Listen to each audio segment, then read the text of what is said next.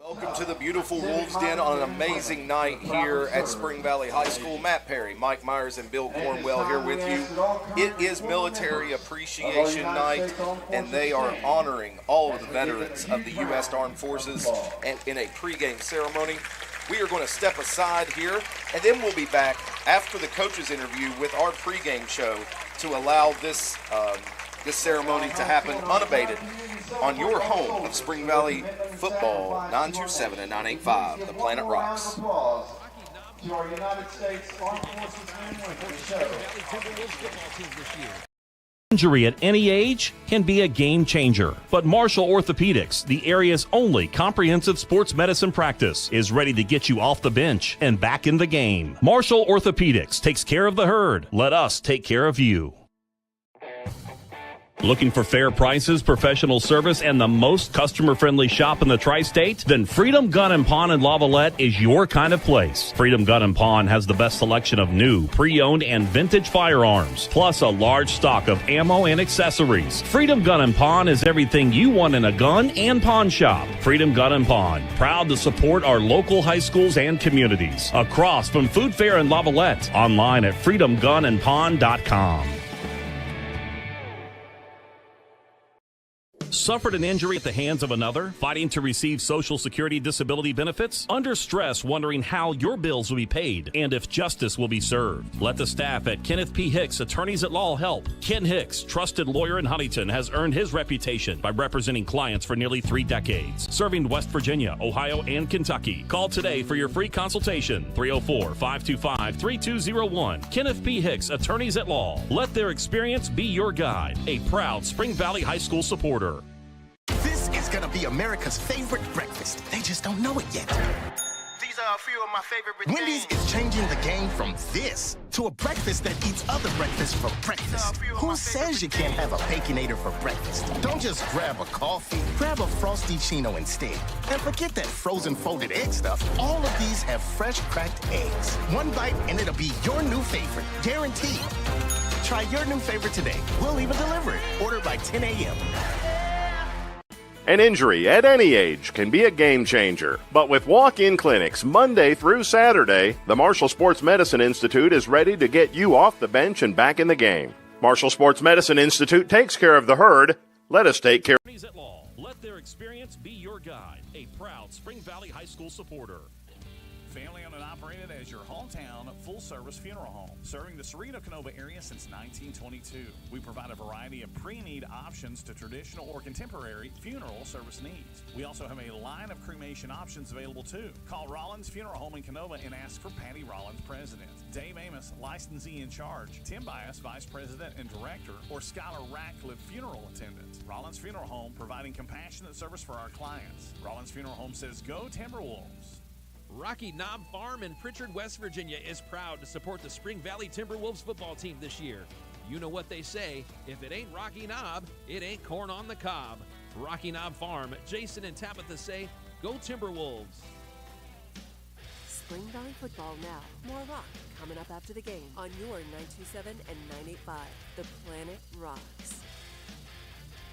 We continue our pregame activity here on the Planet with Spring Valley football. With us, the coach of the Timberwolves, Brad Dingus. And Brad, before we talk about Riverside tonight, Parkersburg was a good win, obviously. Win number 1 on the season, 34-10.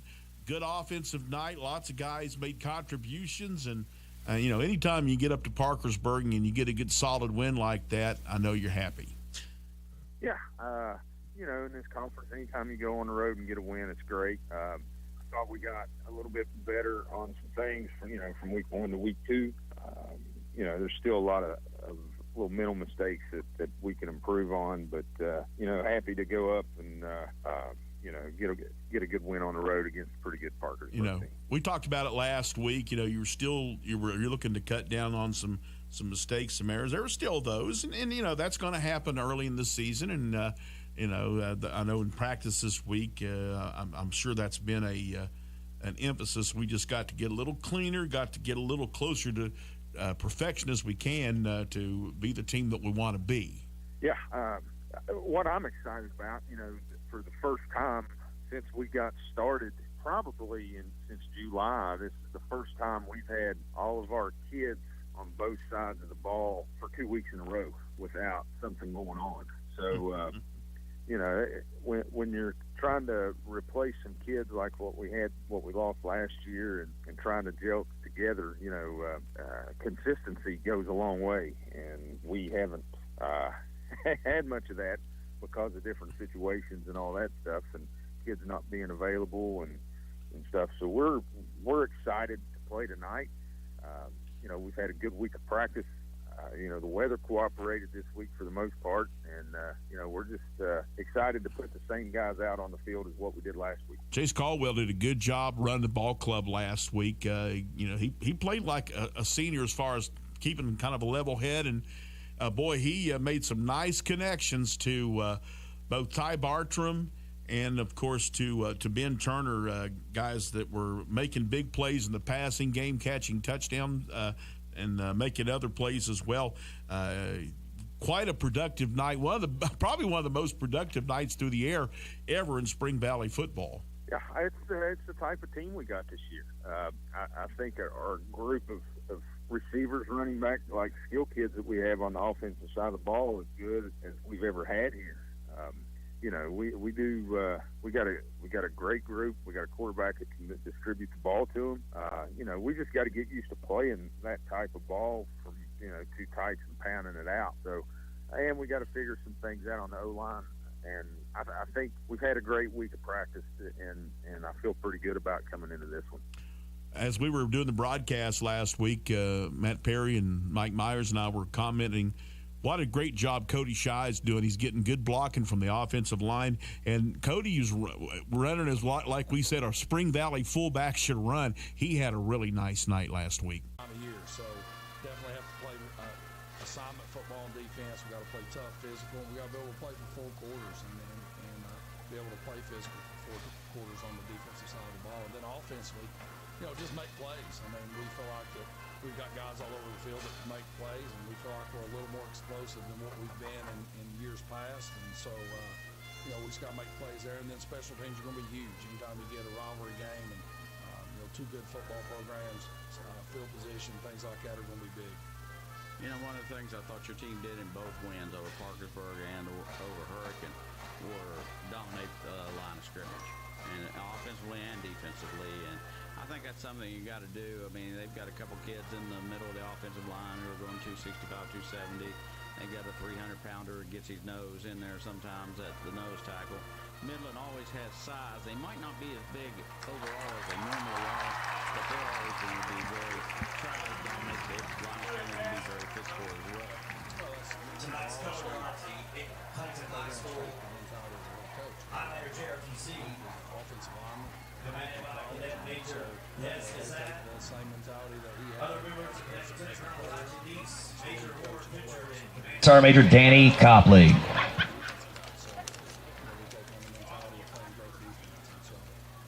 Something that's kind of overlooked sometimes in our program is, you know, we always got a ton of athletes, but nobody really ever talks about the physicality that we play with. And so I think that's overlooked a lot with our program.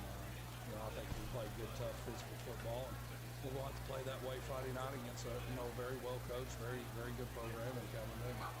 You know, I agree with you. I think your kids, if anybody in the state is tougher than David Bradshaw or Tyree Smith, I haven't seen them, and Donovan Garrett has just gotten better and better, but we've seen kids like Gavin Adkins stepping up on the defensive line, Sipple, Wins, Pauly, Scott. I thought they played well, but South Charleston just was a better team that afternoon. Yes, South Charleston winning that game 42-21. Of course, they defeat Scott, you know, and on the other end, Jones have played pretty well as very young, rather inexperienced defensive ends. So, you know, it's been a nice group up there in it, and I think they're up there in it, and I think their physicality was a big part of both wins and not giving up any points since that first touchdown of the season. Well, really and truly, James Scott has been the warrior up front. Yeah. Tonight, after every Huntington highlight or touchdown, they will bring around the touchdown helmet. Yards back, 2 yards in the backfield. very funny how Billy plays that with these down guys. He wants them to eat blockers. He said, Scott, he says he's always taking on double team. Yeah. He goes, he keeps them off our linebackers, and they make the plays.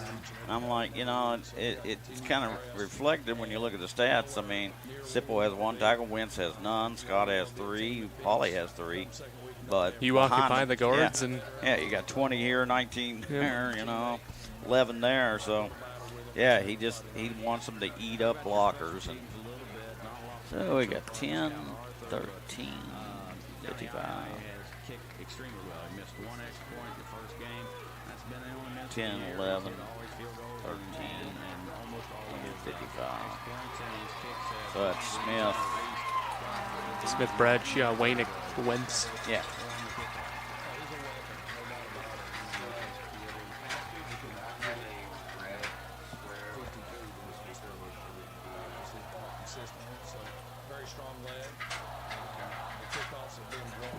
Probably just a quick break after the interview, right? And then bring it here. Yeah.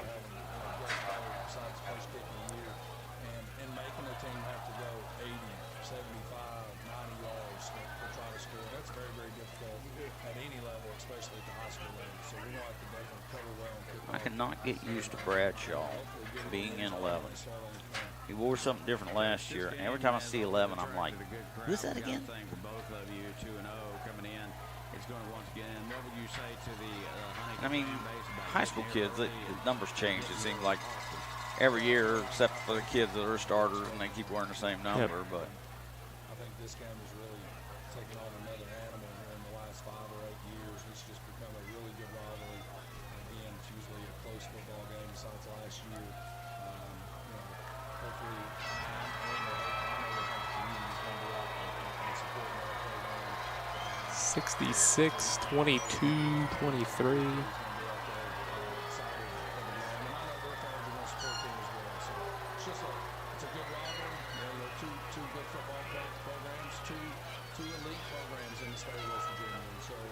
here comes Midland, 22, 23. 4 and 66. The Captains.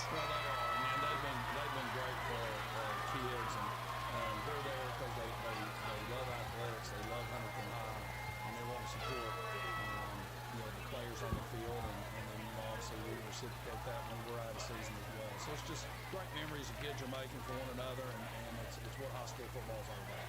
All right, Coach, perfect night for football. Best of luck tonight against the Knights. Thanks, Woody. We'll be back with the Campus for the Midland Knights. Number 4, Mason Moran. 94.1 FM. Number 22, Jackson Fetty. Number 23, Chandler Smith. And number 52, Logan Fisher. One thing I'd like to change to is 7 o'clock starts. Yeah. It is so nice to be done about 9:30. 9:30, yeah. It's because with the traffic by the time you head out.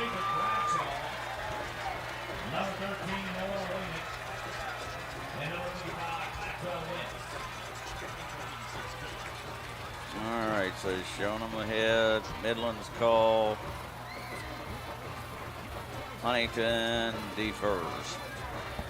Now Midland gets it first. Sure, Midland will take the ball.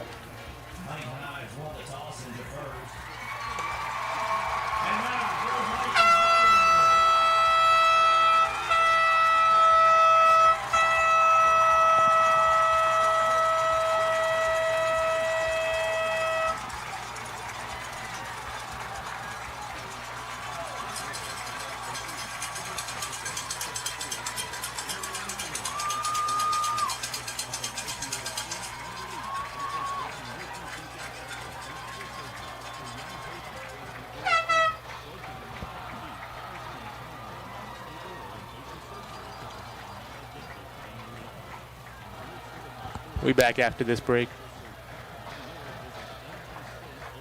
We're getting ready to kick off. About a minute 30. Gabriel, is there any way we can lose a minute and make it up later?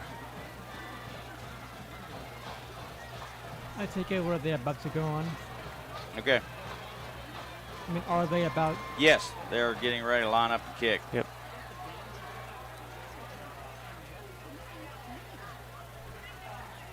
Don't have a red cap, so we can't stop them. Number 1, Alex Smith is deep for Midland.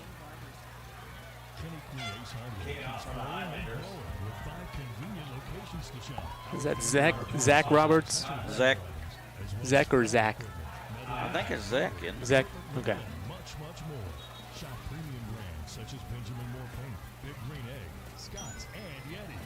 Getting ready to kick. You're on in 8. Perfect. Okay. Huntington, fortunately, was taking their time. Open is playing.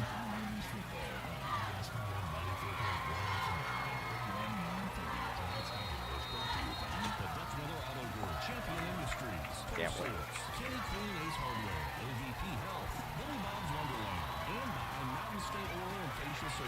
It's 1 at 3.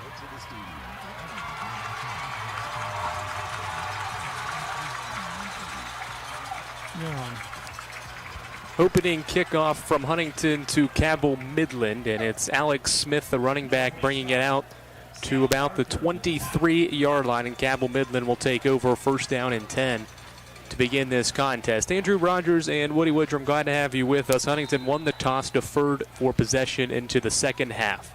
The Highlanders in home yellow gold uniforms, green helmets, green pants, Cabell Midland, and it's away white uniform, silver pants and silver helmets, working left to right. Wolf, the quarterback, will take the snap, and he hands it off to his fullback, Jackson Fetty, who will take it up the middle, and he's up past the 25-yard line to about the 26, and it goes for a gain of 3 yards, second down and 7. Tackle made by David Bradshaw, and also number 2 in on the stop, Donovan Garrett.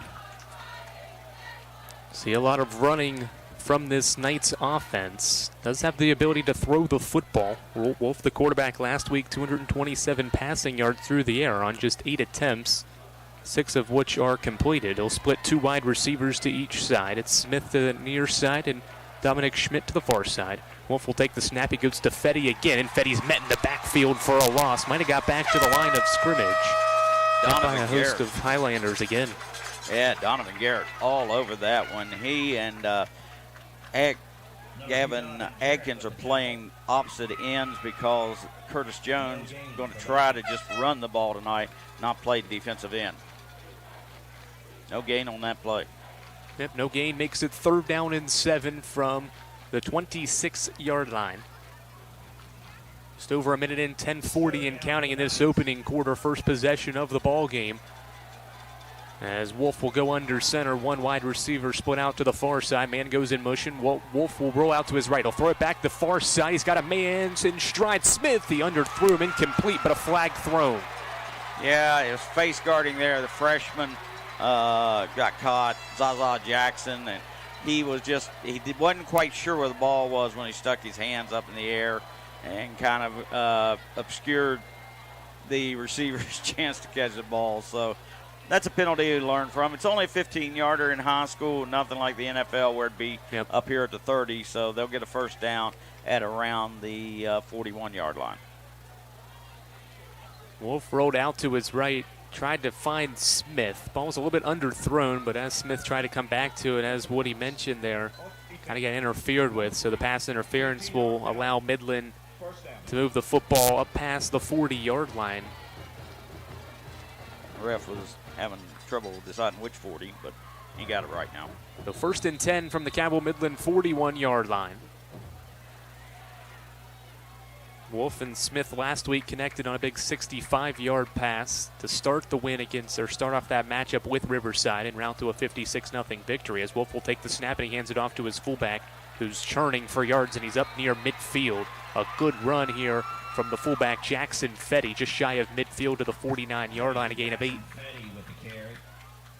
James Scott, one of the men on the down. You heard Coach talking about he's probably been their most effective pass rusher and lineman, and he did a good job there of hanging on for dear life.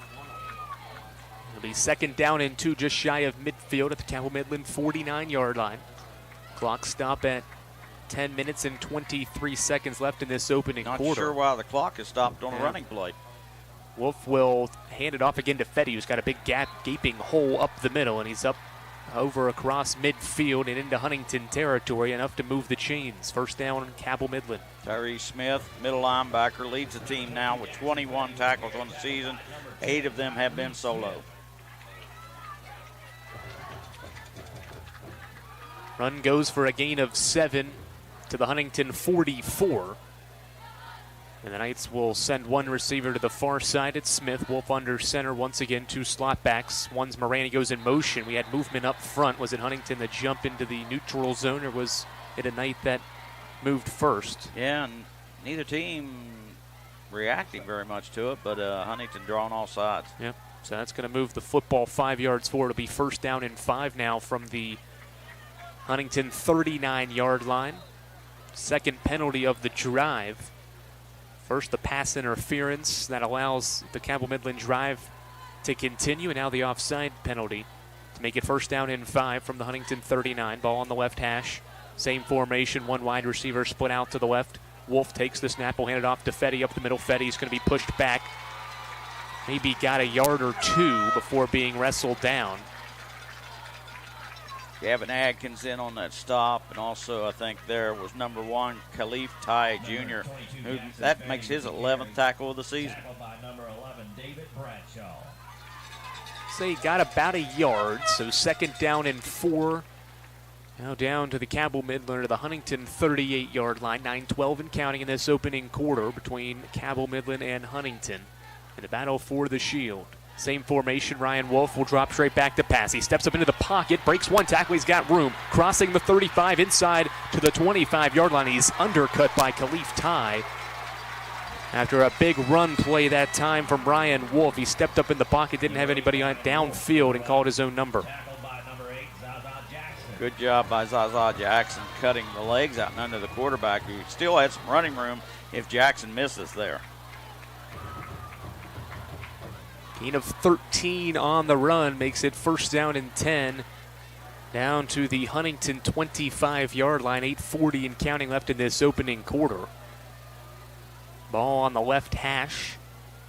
The wide side is the near side. As Wolf will take the snap and he hands it off to Fetty straight up the middle. Fetty navigating and now trying to get a push from his lineman, and the referee will stop play at around the 20-yard line as Fetty tried to continue to churn those legs forward with the help of a push from his offensive lineman, but the play is blown dead after a 5-yard run from the fullback. It'll be 2nd down and 5 from the Huntington 20. Gavin Adkins with the stop at the end. All right, now they're pushing Huntington off the ball. Yep. No, Billy Seals will get them over when this drive is over and try to figure out something. Under 8 minutes left in this opening quarter. One wide receiver split out to the far side with the ball on the left hash. Wolf will take the snap. It goes to Fetty up the gut again, and Fetty's tackled down just shy maybe of the 1st down marker. Need to get to the 15. It looks like the official will spot it just shy of the 15. It'll be about 3rd and inches from the Huntington 15, 16, in between that 15 and 16-yard marker. One of those chances maybe, Woody, where Cabell Midland maybe shakes a shot to the end zone knowing on 4th down only need to get inches to move the chains. Maybe try to catch Huntington's defense off guard here on a 3rd and short. Wolf under center will take the snap. It goes to Fetty up the middle again, and Fetty's going to have enough for a 1st down as he runs hard and gets all the way down to about the 11-yard line. Till Huntington can stop that, they're going to continue to run it. Correct. And right now they're running it 4 and 5 yards right up the middle. Brody Napier makes his 2nd consecutive tackle. The formula on this opening drive has been Jackson Fetty running behind his center, Nemo Roberts. And it's gotten the Knights all the way down to the Huntington 11-yard line with 6:50 and counting in this 1st quarter. Wolf will go under center for 1st and 10. One wide receiver split out to the far side. Fetty's right behind him. The fullback man goes in motion. They'll fake it to Fetty. Wolf keeps it and nowhere to go. Huntington sniffed it out, and Wolf's dropped in the backfield for a loss. Gavin Adkins over there making play again along with Tyrese Smith. Knights tried to get it to the outside, but there was no room for Wolf running to that far near side. And it'll be 2nd down and 14 now from the Huntington 15. 6:15 and counting left in this 1st quarter. Ball's still on that far left hash mark. Loss of 3 on that play. First time that Cabell Midland has lost yardage.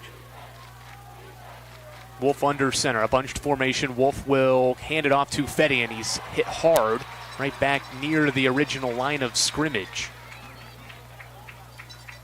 It's going to bring up a 3rd down and long with about 5:45 and counting left in this opening quarter, so the Knights have taken up half of the first quarter clock on this opening drive.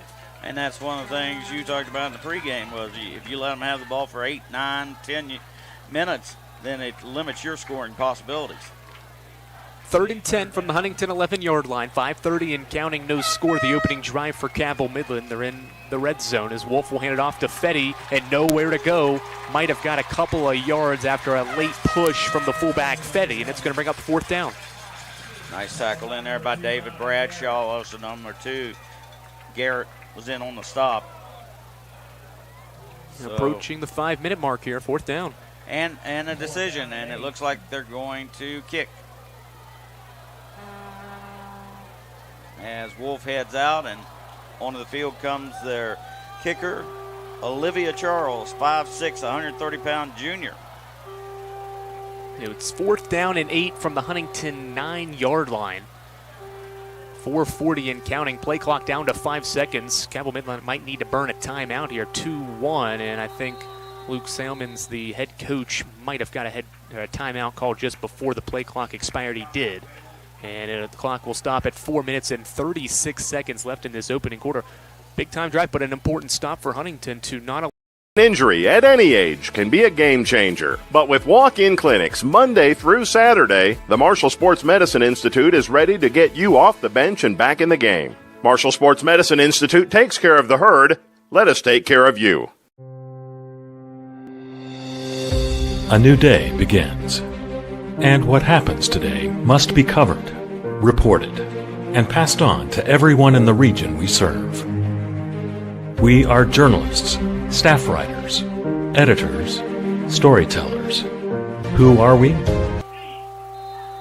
Huntington's going to kind of play a safe field goal attempt here as the kick from Charles is up and it's through the uprights, and Cabell Midland takes the early 3-0 lead. A long drive results in 3 points for the Cabell Midland Knights. 4:32 left in this opening quarter, 3-0 Cabell Midland. You're listening to Huntington High School football on ESPN 94.1 FM and AM 930. Clear. 13 plays. An injury at any age can be a game changer, but with walk-in clinics Monday through Saturday, the Marshall Sports Medicine Institute is ready to get you off the bench and back in the game. Marshall Sports Medicine Institute takes care of the herd. Let us take care of you. A new day begins. And what happens today must be covered, reported, and passed on to everyone in the region we serve. We are journalists, staff writers, editors, storytellers. Who are we? We are HD Media, trustworthy and always here for the times we live in. Thornhill is now your #1 destination for new and pre-owned Toyotas, plus our top-notch Toyota certified parts and service center. We're eager for this new opportunity to continue serving our local communities. Quality and support you can count on. The all-new Thornhill Toyota is here. Back at Bob Sang Stadium, a low squib kick from Cabell Midland. There, Aaron Clark. You like seeing that little scoop and score there. Scoop and score for the big man. Nice awareness there, too. Good job. Aaron Clark, 6'1", 270 pounds, just a sophomore, folks. As we take a look, we just dropped the snap in there. We just waited for it to come out of there. He's putting a finger up. He wasn't even in the end zone yet. For Aaron Clark, they call him Baby A.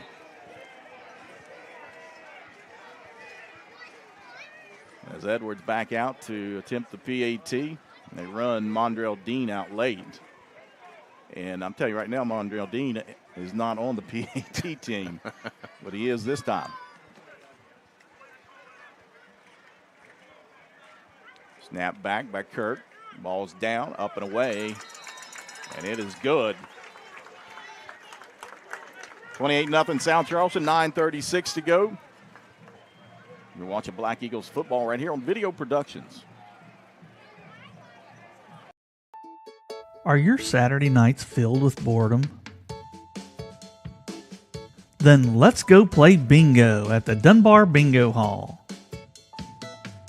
Dunbar Bingo Hall is a local nonprofit organization located at 2605 Charles Avenue in Dunbar. They're open every Saturday night to the public with lots of great prizes for you to win.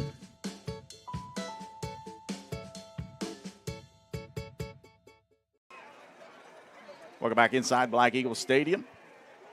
28-0 South Charleston leading St. Albans with 9:36 to go here in the opening half. Sophomore defensive tackle Aaron Clark with the fumble return for a touchdown. And just a sophomore, 6'1", 270 pounds. That's a big guy right there. We got a few of them. Chase Edwards once again to kick off for the Black Eagles. Chris Hall back deep for St. Albans, and we've got a whistle, and that's going to be offsides on South Charleston.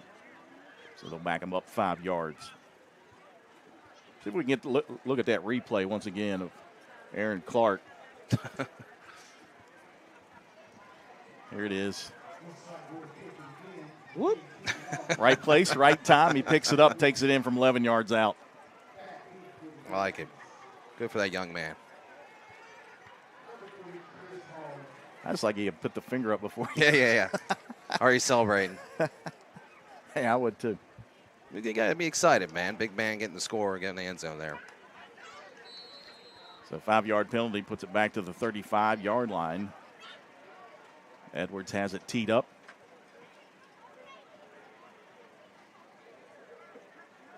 Stick around halftime. We'll recap the first half, take a look at games across the state of West Virginia. The ball taken at the 15-yard line. Moving up, but that's Hall across the 35 and tripped up at about the 37-yard line for St. Albans. Big games taking place here around the valley and down at Huntington. Cabell Midland at Huntington tonight. Then we got Hurricane at George Washington also tonight.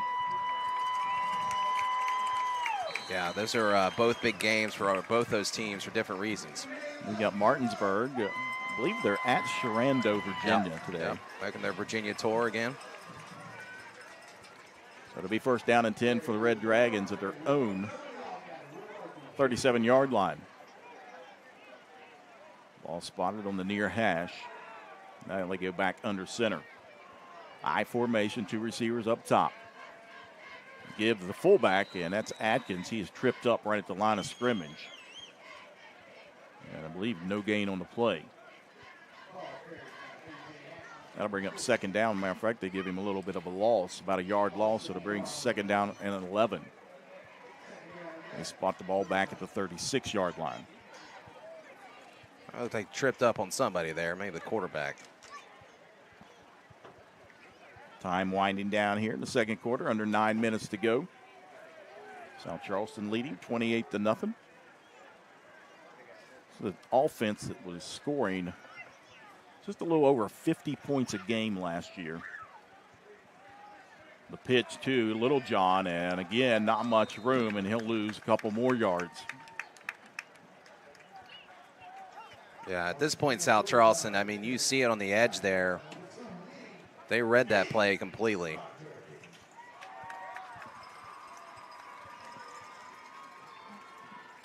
Ball spotted inside the 35-yard line at the 34.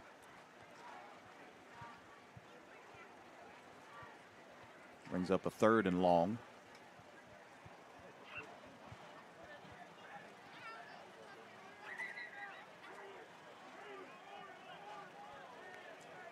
See that right there.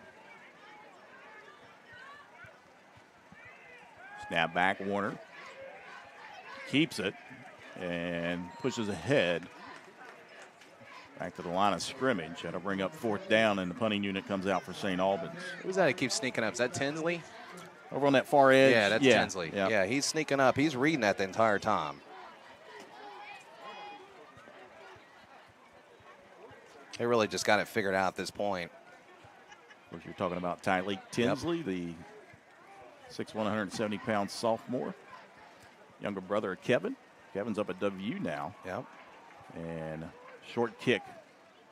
Ball rolling towards the 40. They'll touch it down at the 41-yard line, and South Charleston will take over right there on downs, leading 28-0 with 7:15 to go here in the second quarter.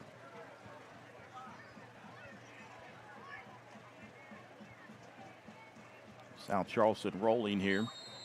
152 total yards. Trey Dunn, 9 of 12 here in the first half, 136 yards and 3 scores through the air.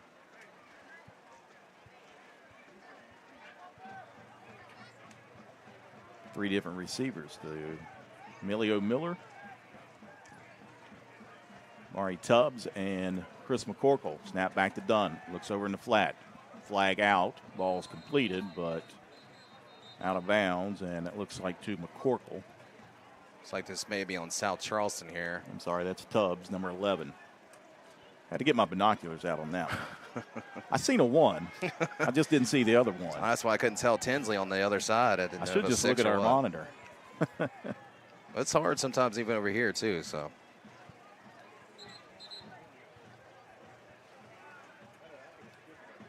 Declining the penalty. Okay. Take the I guess result of the play. Yeah. On a 5-yard loss back to the 37-yard line. It'll be second down and 15 for South Charleston. Motion. They give to Harris. And now we're going to have another penalty as Harris is wrapped up. They blow the whistle. I would say we're going to get a hold here. Yep. In the area of holding, as they say.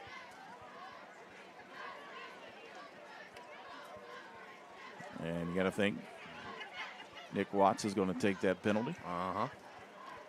Hopefully keep pushing him back. Maybe force a punt here. Get some good field position.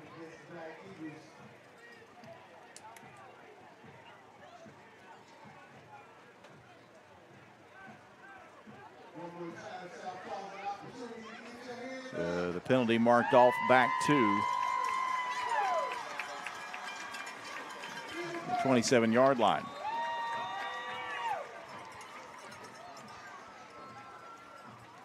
Second down. Snap back to Dunn. He'll fire near side. He's got a guy that's Tubbs and just out of the reach. That was there. Jamari Tubbs. He catches that. He had nothing but green grass in front of him. A nice pressure from St. Albans, though. Number 52. Cam Wells. Yep.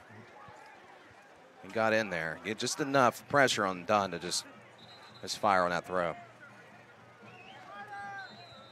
Timeout taken out on the field by South Charleston. We'll take a timeout as well. 6:46 to go here, opening half.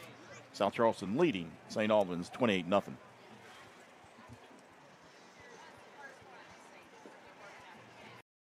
FCA has incredible impact on coaches, the teams, the players, and the community as well. It's changed our lives. It's changed mine as a husband, as a father, and as a coach. It does make an impact on our lives. FCA has become a full circle in our lives. People from all different kinds of backgrounds. If all we're going to be is a coach that happens to be a Christian, I think it's more important to be a Christian that happens to be a coach.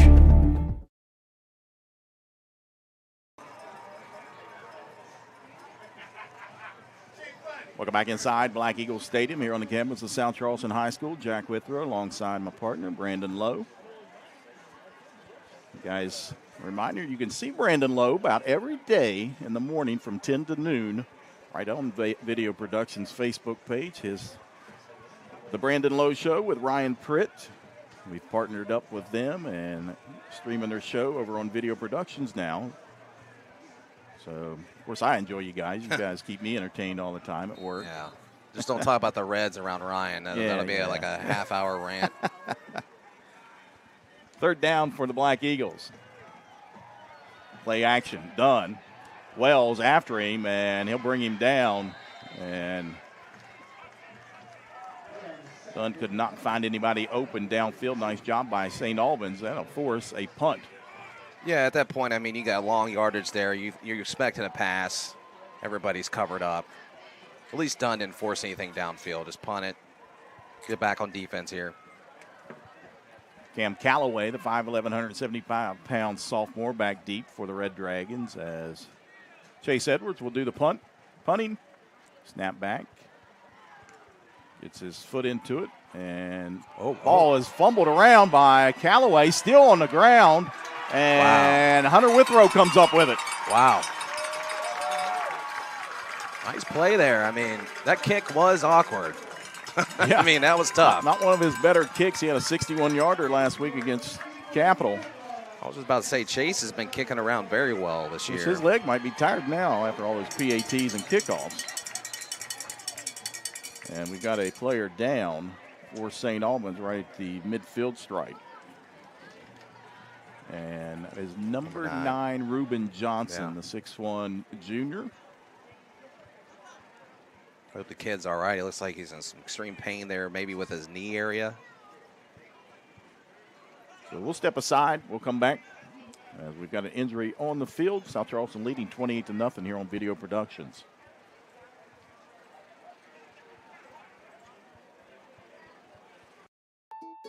Are your Saturday nights filled with boredom?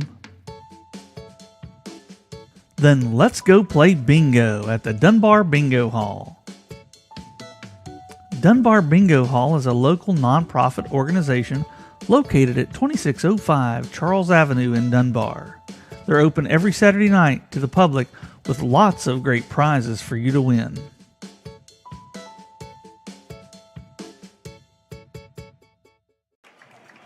Welcome back inside Black Elk Stadium as we take a look at that last replay. And scramble for it as Hunter Withrow comes up with it. And Reuben Johnson is an injured player for St. Albans. He's up there helping him off the field. And it looked like just in that little melee and scramble for the loose ball, he may have got his leg tangled up with somebody else. We're hoping it's something like a hyperextension. I mean, you never want to see a kid get injured like that, but hoping something that's could stretch out on the sideline over there. Close game up on the hill. George Washington leading Hurricane 14-7 in the second quarter. Yeah, we thought that'd be a good one there. George Washington quarterback, sophomore Abe Fenwick. South Charleston people know the name Fenwick. His dad, David, as the ball is given to Miller. He's a South Charleston graduate. Couple yard gain there for, well, they give him 1 yard. I think. They keep moving over there. Yeah, I think it's 1 yard there.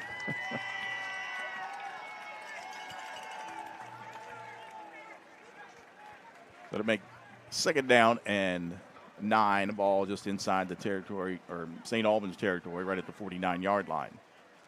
2 receivers to each side for Dunn. He'll fire here near side. Ball's caught by McCorkle. Tries to stay on his feet, but taken down at the 45-yard line. Chris Hall there to make the tackle from the cornerback position.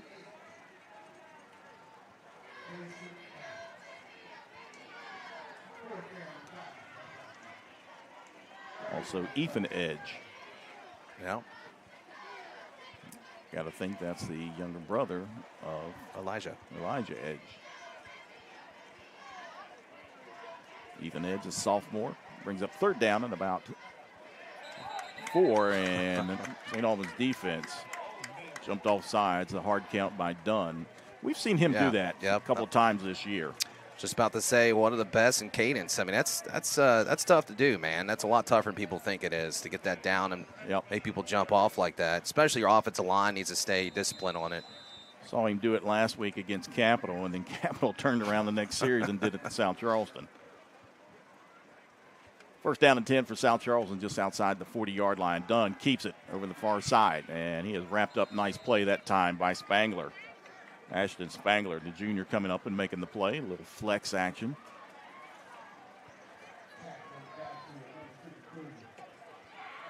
Watts over there just saying get back over there on defense. Loss of 1 yard there. Brings up second down and 11.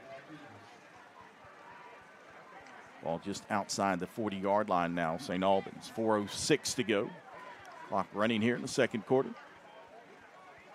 Again, 2 receivers each side to give to Miller right up the middle. Bounces out to the left side across the 35 and tripped up inside the 35 to about the 33-yard line.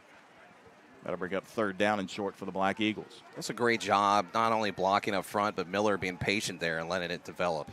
Talk about so much of blocks developing, young backs like that. It was a good job. Quickly on the ball, South Charleston. They'll flip it out here to Harris. Harris has the first down and more inside the 30 and down about the 20-yard line for Wayne Harris. And here's a kid that is a big playmaker, had 3 touchdown grabs against Morgantown in the first game of the season for South Charleston. Yeah. He's dangerous, man. He does that little jab step. Highly skilled, also the point guard for South Charleston Black Eagles. South Charleston again up on the ball. 3 receivers to the far side, single receiver near side. Snap again, Miller, and nowhere to go as Elijah Edge right there to make the play. Great play by Elijah Edge. He's a great player, man. I like him. I mean, he's got some upside.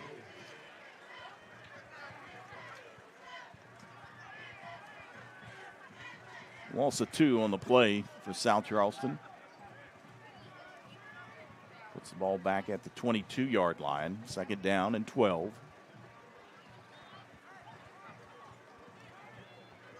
2 receivers again to each side. Dunn this time, he keeps it. Over the far side, the 20, the 15, down inside the 10 to the 5, inside the 5, and then finally brought down around the 3-yard line. Perfect read there by Trey Dunn that time. Same play, I believe. Yep. That time he read it perfectly. Yep. Kept the ball and took it inside the 5, 1st and goal for South Charleston. Of course, you run almost that same type of formation. Guys go the same way. You're kind of baiting in the defense, and you hit them with something else in the same look. So, ball spotted down at the 2-yard line for the Black Eagles. Miller in the backfield to the right of Dunn.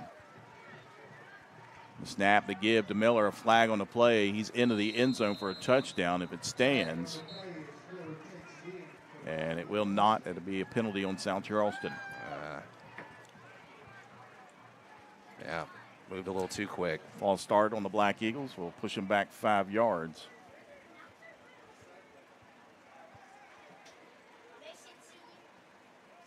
It'll remain 1st and goal as they spot it back at the 7-yard line.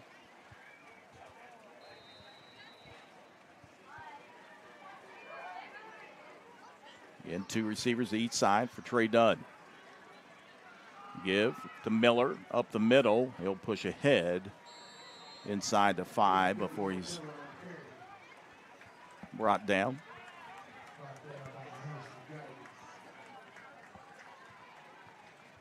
We got 1:40 and counting over there.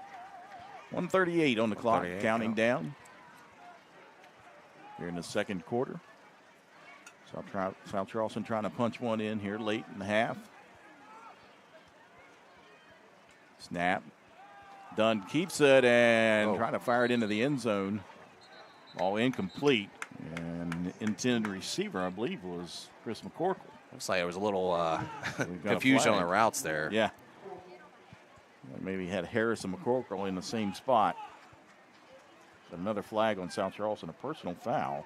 Roughing the pass. No, it's on St. Albans. I'm sorry. Yeah. That'll be a 1st and goal for the Black Eagles.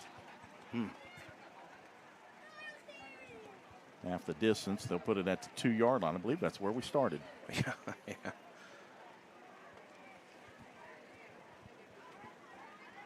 Let's see if they call Miller's number. He's lined up to the right of Dunn. Snap back. Dunn will keep it himself here near side, looking for space. Makes a nice move there and into the end zone. Do they call it a touchdown? They do. Wow. Nice play by Trey there. I thought he was dead in the water there on the. He went close to the sideline. Made that little last move there around the 5-yard line, able to stretch out for the pylon for the touchdown for Trey Dunn. Just another example of his athleticism here. As he calls his own number.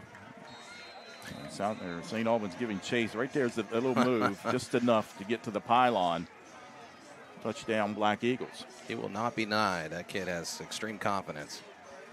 Chase Edwards, high snap. Ball is down, the kick is away, and it is good. Nice job by Avery Pinnell, the holder, to field that snap and get it down for Chase Edwards. South Charleston leading 35-0, 1:13 to go here, second quarter. Watch a Black Eagles football right here on Video Productions. The innocence of youth. Is there anything any better? But soon they'll be in high school and facing all the same challenges you faced. How to make friends, how to fit in, how to be cool. We want our children to have everything they'll need to live fulfilling and productive lives. Make sure the kids in your family are among the more than 46,000 participants here in West Virginia who take part in high school sports or activities. 35-0, South Charleston leading St. Albans here in the second quarter, 1:13 to go. Trey Dunn with a 2-yard quarterback keeper over the right side, gets into the end zone right at the pylon. PAT is good by Chase Edwards.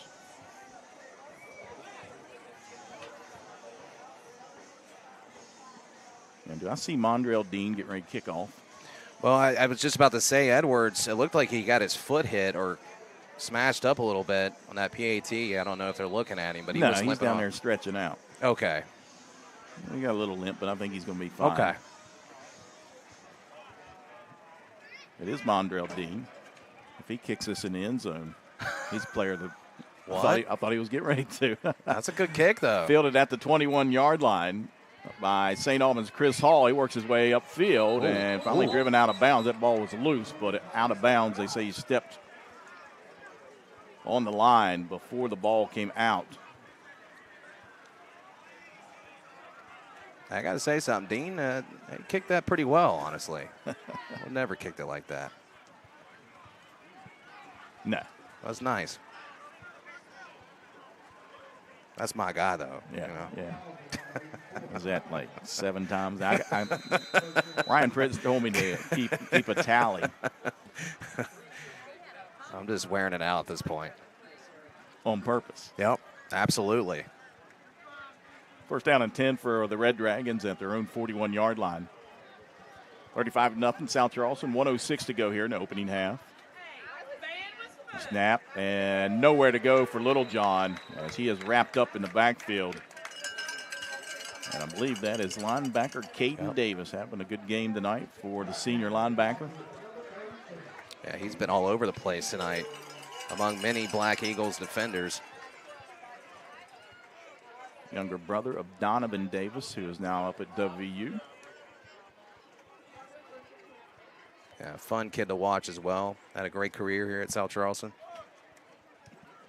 Kid that worked hard all 4 years here, and it paid off. 28 seconds to go on a running clock here in the second quarter. Warner under center. And now we've got movement on the offensive line, the right side, the right guard.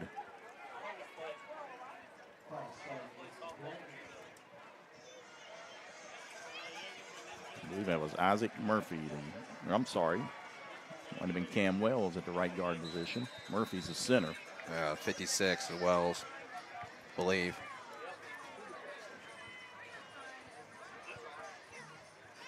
So back it up 5 yards. Second down and long. Ball at the 33-yard line. And now whistles before the snap. And time has ran out. I'm sorry. That is halftime here at Black Eagle Stadium. We'll step aside. We'll come back and recap the first half here. South Charleston leading 35-0 over St. Albans. Watching Black Eagles football right here on Video Production.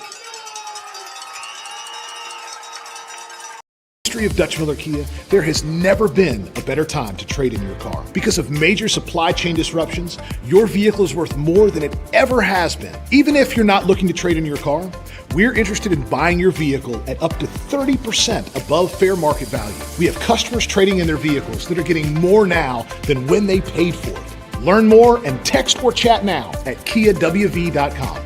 For a limited time, get a brand new 2022 Sportage starting at just $189 a month.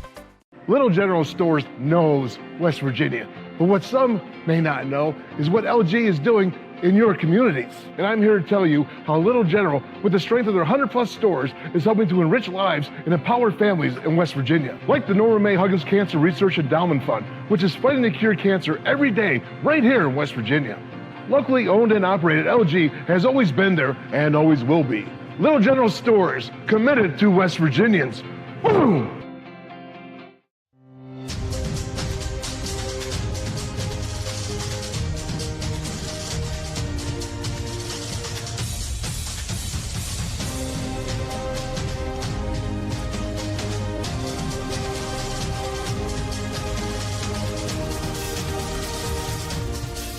Get the edge in your competition and reach for a low-fat chocolate milk.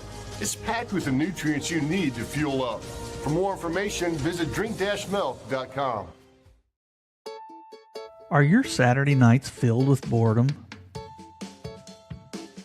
Then let's go play bingo at the Dunbar Bingo Hall. Dunbar Bingo Hall is a local nonprofit organization located at 2605 Charles Avenue in Dunbar. They're open every Saturday night to the public with lots of great prizes for you to win.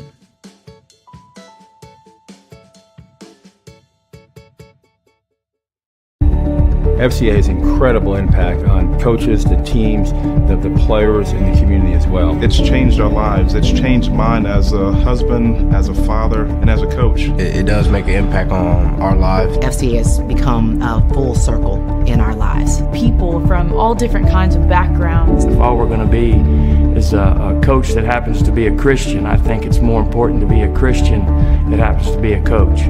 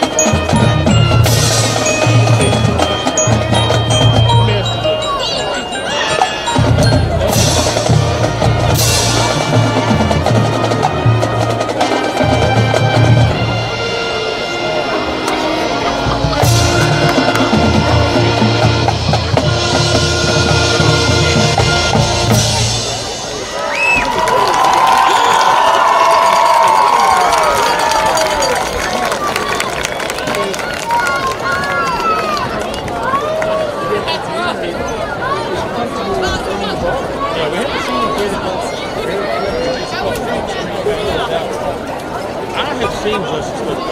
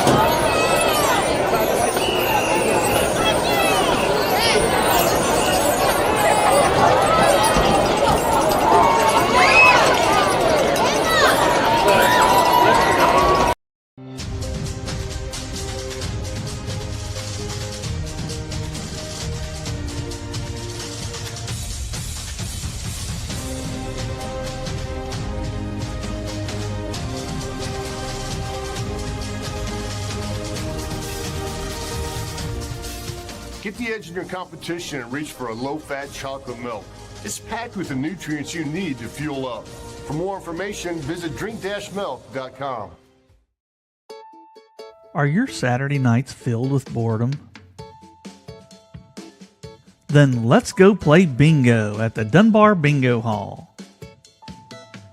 Dunbar Bingo Hall is a local nonprofit organization located at 2605 Charles Avenue in Dunbar.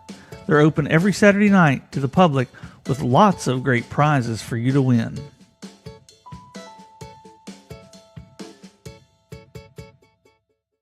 In the history of Dutch Miller Jeep, there has never been a better time to trade in your car. Because of major supply chain disruptions, your vehicle is worth more than it ever has been. Even if you're not looking to trade in your car, we're interested in buying your vehicle at up to 30% above fair market value. We have customers trading in their vehicles that are getting more now than they paid for it.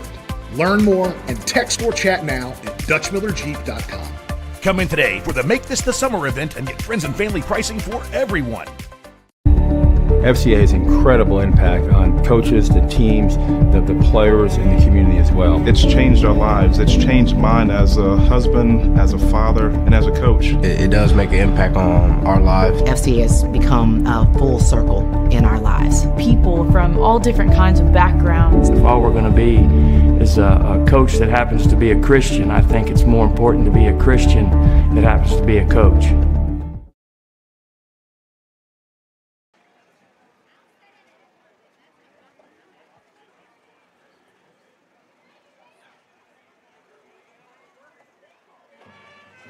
Welcome back inside Black Eagle Stadium. Halftime score, South Charleston leading St. Albans 35-0. Jack Withrow alongside my partner Brandon Lowe, and all South Charleston in that first half. A couple turnovers from St. Albans didn't help things for Nick Watts and his Red Dragons. South Charleston, if we can get the stats pulled up here, our stat guy watching the Coastal Carolina game on our computers. When we're needing stats, well, there it is again. Now he's messing with us. South Charleston in that first half, unofficial stats, 194 total yards to St. Albans, just 3 total yards. Yeah, I mean, St. Albans has had a tough time moving the ball all season long. They've scored 6 points through 2 games, and, you know, now you're playing with a different quarterback, and obviously South Charleston's defense has been elite, at least through these 2 games, and now this first half of this game, and we've seen this last year. So it's just it's kind of a tough mixture there. If you're St. Albans, you're already struggling on offense. You go into this game and you face off against elite defense like the Black Eagles. It's going to be rough. 8 first downs to St. Albans, 2 first downs in that first half. Rushing for South Charleston, Trey Dunn and Emilio Miller, each with 7 carries. Dunn finished with 28 yards in that first half. His longest was a 20-yard jaunt, and he finished with a touchdown run there late in the first half. Emilio Miller, again, 7 carries for 15 yards. Trey Dunn through the air in the first half, 12 completions on 16 attempts. He did throw that 1 pick, but finished with 151 yards in the first half and 3 touchdowns. So he looks good out there again this evening. Yeah, and that 1 interception was just a great play by Elijah Edge. I mean, you read that all the way. 12 for 16, you know, can't ask for any better than just to be perfect, right? So yeah. 12 for 16, 3 touchdowns. He's just being Trey Dunn. We've talked about that each year, his growth there, his awareness. We saw multiple plays that aren't on the stat sheet where he's moved out of that pocket and has bailed his team out of huge losses. So love what we're seeing out Trey Dunn done so far. Dunn's connected with 4 different receivers in that first half. Wayne Harris leads South Charleston with 4 receptions, 23 yards. With Jamari Tubbs with 3 receptions, 59 yards for Tubbs in that first half, and a score. Chris McCorkle with 2 catches, 42 yards. He also with a touchdown grab, and then Emilio Miller out of the backfield with 2 grabs for 15 yards. And the score for Emilio Miller for St. Albans. Again, we talked about them. Just 3 total yards in that first half. Quarterback Justice Warner, just 1 of 2 passing in that first half. Not much going there for Justice Warner and through the air. Of course, they tried to establish the run early and had some success. Yeah. And then South Charleston just shut that down quick.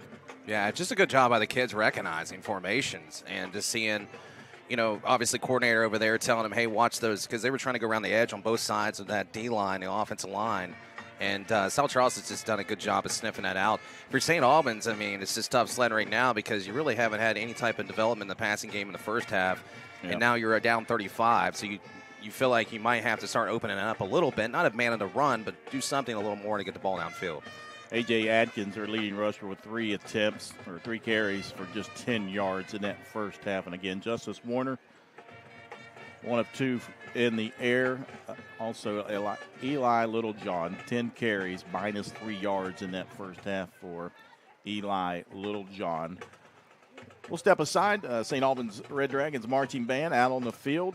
Halftime score here. South Charleston leading St. Albans 35-0 here on Video Productions. History of Dutch Miller Kia, there has never been a better time to trade in your car. Because of major supply chain disruptions, your vehicle is worth more than it ever has been. Even if you're not looking to trade in your car, we're interested in buying your vehicle at up to 30% above fair market value. We have customers trading in their vehicles that are getting more now than when they paid for it. Learn more and text or chat now at KiaWV.com. For a limited time, get a brand new 2022 Sportage starting at just $189 a month.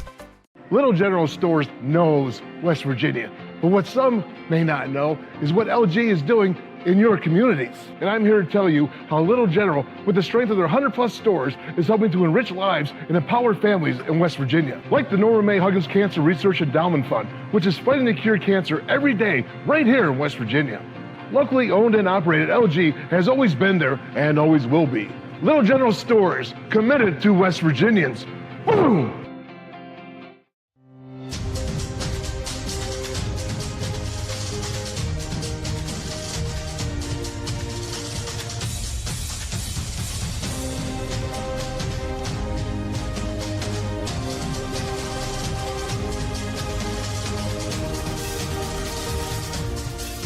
Get the edge in your competition and reach for a low-fat chocolate milk. It's packed with the nutrients you need to fuel up. For more information, visit drink-milk.com. Are your Saturday nights filled with boredom? Then let's go play bingo at the Dunbar Bingo Hall. Dunbar Bingo Hall is a local nonprofit organization located at 2605 Charles Avenue in Dunbar.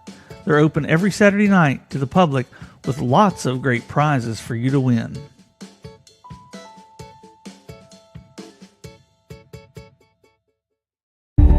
FCA has incredible impact on coaches, the teams, the players, and the community as well. It's changed our lives. It's changed mine as a husband, as a father, and as a coach. It does make an impact on our lives. FCA has become a full circle in our lives. People from all different kinds of backgrounds. If all we're going to be is a coach that happens to be a Christian, I think it's more important to be a Christian that happens to be a coach.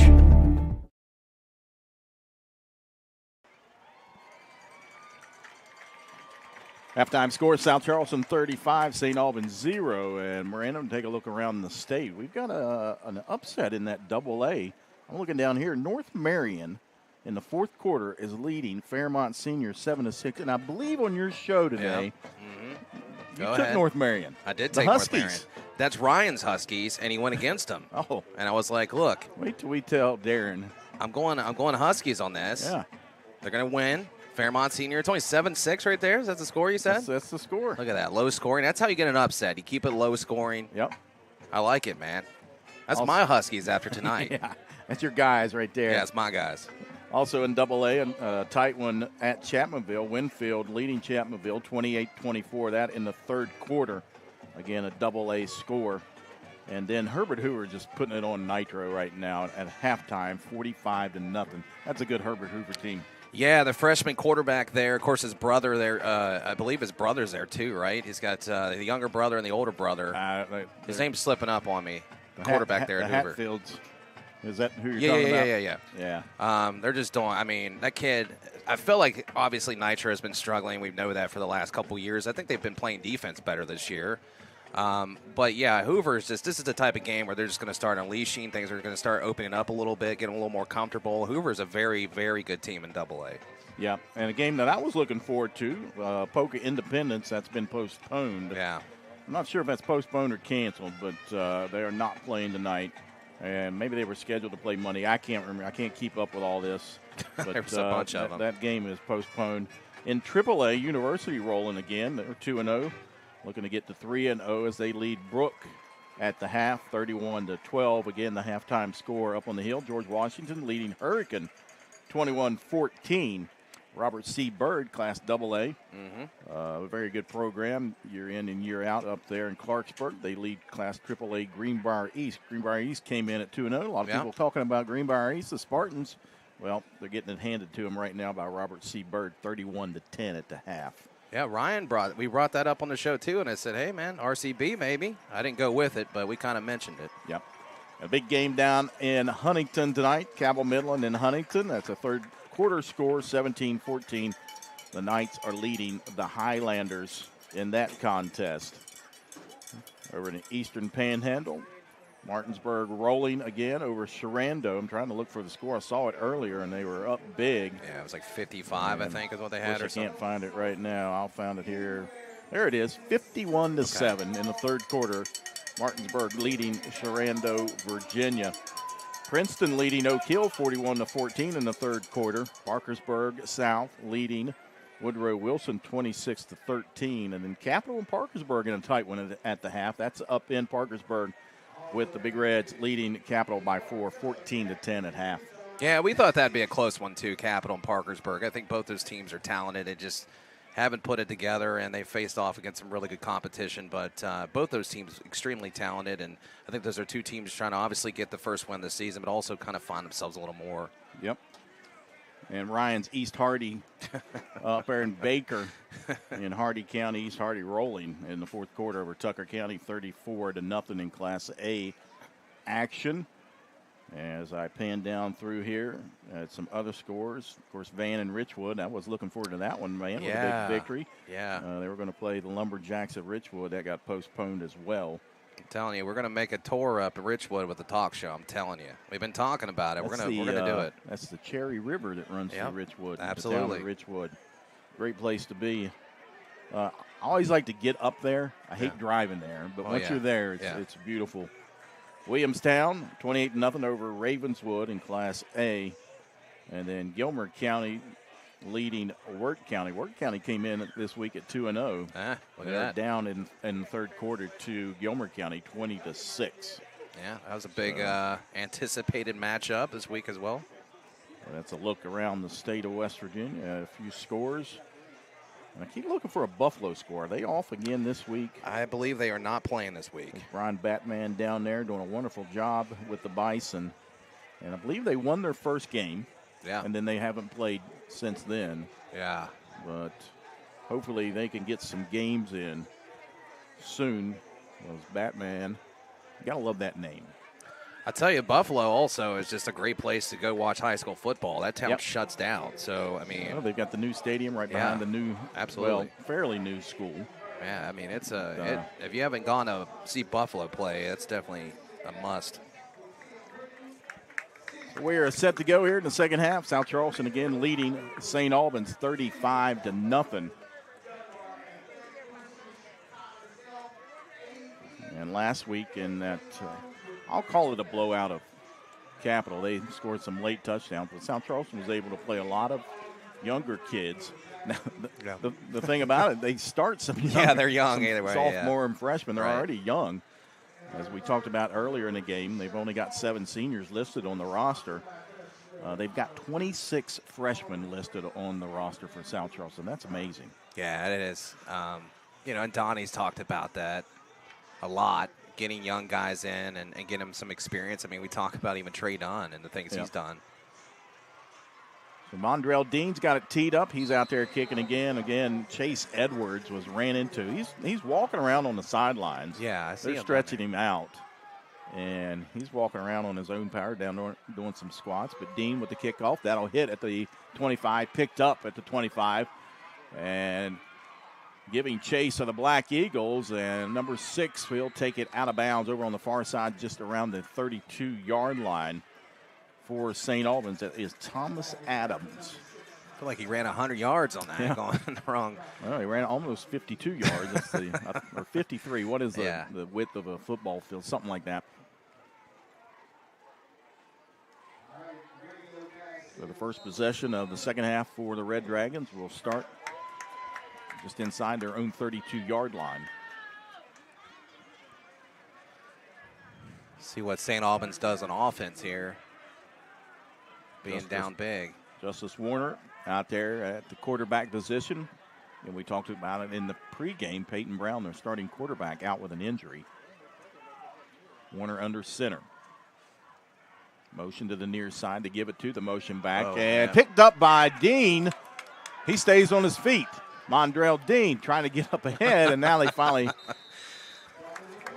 get him corralled, but a fumble on the very first play. Just the same thing happened to St. Albans on the first play in the first half. Yeah. And Mondrell Dean picks up the fumble. Dean has done a little bit of everything tonight. He's kicking the ball around. He's picking up fumbles. Well, he's in the running for the Maize Biscuit Player of the Game. There it is. That's new here this year. I came up with that. Okay. I like the surprise. That's a nice surprise. I held it from you. And you got it. was tough. And but I'm the still Susie's trying to get the Susie's sound Maize on here. Biscuit Player of the Game. I'm trying to get that. by I'm trying to get that Susie sound, you know what I mean? First down and 10 for South Charleston. 3 receivers up top. At the St. Albans 32-yard line. Dunn. He'll fire downfield. He's got Wayne Harris and touchdown Black Eagles. That is amazing. A nice throw there, Jack. I mean, over the shoulder. Throw by Trey Dunn. Perfect to Wayne Harris for the touchdown. That's not an easy throw to make. 33 yards through the air. Dunn's 4th of the night. Man, he's got a good arm. Yeah, I mean, he put it perfectly. He's got a Bernie big arm. Made that look easy. I knew a guy here, played baseball and football here at South Charleston, went on to play baseball at the University of Kentucky, had the biggest arm I've ever seen. Oh, yeah? Duke could throw and spin a ball like no other as the kick is up and in by Edwards. Look at the replay here. I mean, he just unloads, and it's perfectly placed right over the shoulder. I mean, that's just beautiful. Camera guy there is a little slow. We'll have to get on to him. I'm just kidding. Chris Riggs is our camera guy tonight. Chris had too much Chick-fil-A, I think, tonight. Nah, He's he up laid there. off the Chick-fil-A. He told me he's on a diet. Okay. His wife's probably listening right now, I'm sure. And so you're not trying to get him in trouble? No, I don't want to get him in trouble. He's our youth pastor down here at South Charleston First Church of Nazarene. Does a wonderful job down there. But he's done a good job tonight. He's just a little slow on that one, but I'm sure his wife will let him know. She'll get on him when he gets home. That stat guy's got it for 32 yards through the air. Trey Dunn pass to Wayne Harris. Looks like Chase Edwards is coming back out now to kick. Yeah, he was they were stretching him out. He was doing some squats down there. Of course, he went out and kicked the PAT. South Charleston leading 42-0. For those wondering, the running clock starts at the beginning of the fourth quarter. Team has to be ahead by 35. It's a new rule that came out, a couple years ago? Yeah, they started that. Yeah, it was a couple years back. Sportsmanship, I guess, right? Throwing some sportsmanship there. That and maybe stay away from some injuries that may occur if you're out there so long. Exactly. You don't need kids out there, down big and possibly get injured. Yeah, and some sportsmanship too. So as Edwards will put his right foot into the ball. Nice kick, fielded at the 15-yard line. Up ahead across the 20 to the 25. And a nice seam there and up to the 39-yard line. That is Callaway, I believe. Cam Callaway. It's nice. St. Albans had some nice returns in the second half so far. I mean, the one was kind of running a little east-west or whatever, but it was a nice little return there. St. Albans will try it again. They fumbled on their first possession, very first play here in the second half. It'll be first down at their own 39-yard line.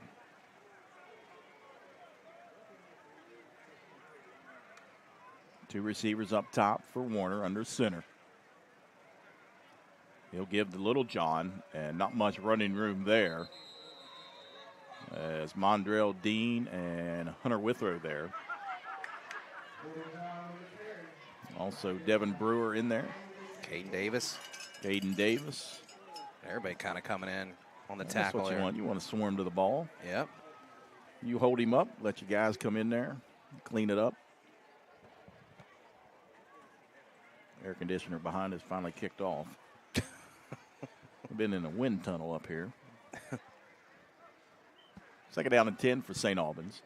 No gain on the play. Atkins at fullback, Littlejohn at tailback for the Red Dragons. A snap, and that is just blown up from the get-go. Jason Barnett. Jason Barnett. Yep. My guy. Yeah. I believe that's number 9. Jason Barnett.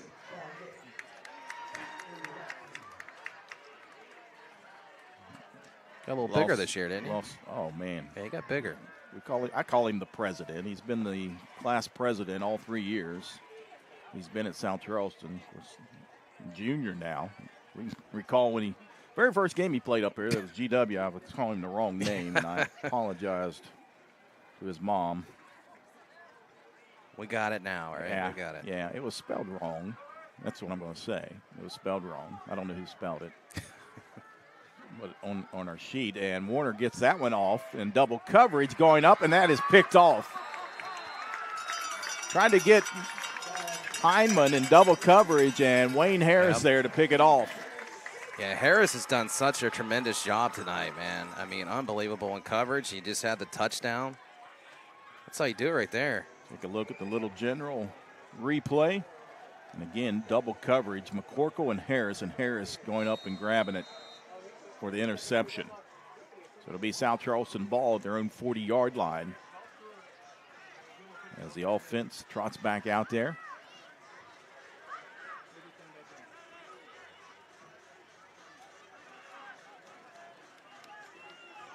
Avery Pinnell, number 19 out there, the freshman. There's 3 receivers here to the near side, one up top. Snap back to Dunn to give straight up to Miller, to the middle to Miller, and he'll pick up about 5 yards for second down and 5. It's actually a nice snag there by St. Albans. Yeah. Because if he gets through that seam, he may be off to the races. Cam Wells, a senior linebacker there to make the tackle.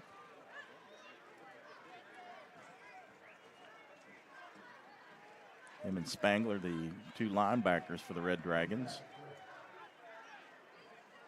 That'll bring up second down and 5 from the 45-yard line. Dunn looking downfield. Fires far side, has a man completed. Short of the first down. That is Mondrell Dean with the catch. Nice concentration there out of Dean, too. A little bobble there, but still was able to snag it. Getting hit by 2 guys. That'll bring up third down and 2 at the 38-yard line. 9:06 to go here in the third quarter.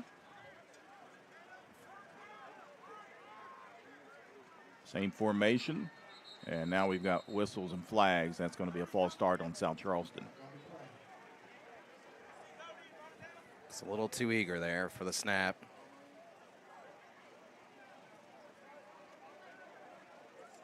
I think they saw something. They're like, "Yeah, this is going to be a big play. We're going to," and they jump off.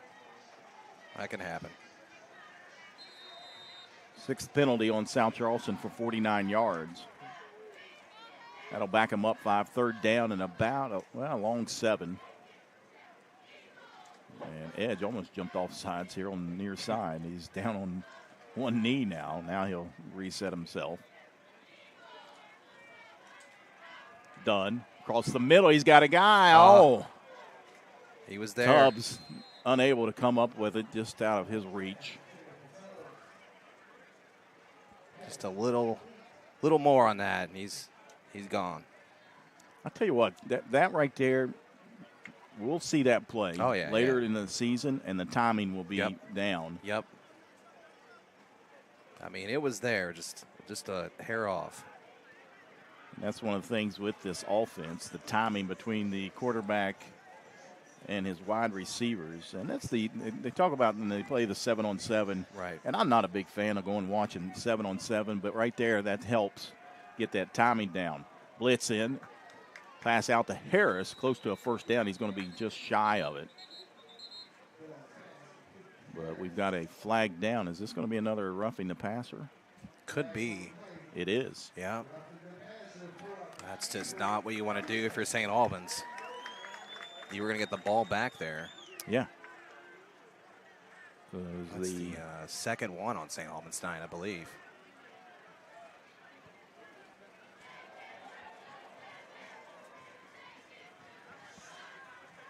Nick Watts and your staff there, you're not going to like that one. That's for sure. I believe they got that one on Cam Wells. Roughing the passer will be a first down for South Charleston at the 36-yard line of St. Albans.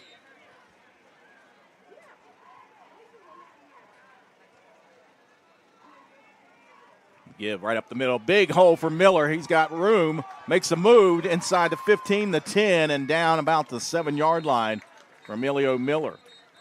And we have flags down again. Looks like they were calling him down. Oh, there's another flag. Yeah, there's a flag up here at the 35-yard line. And it's a holding.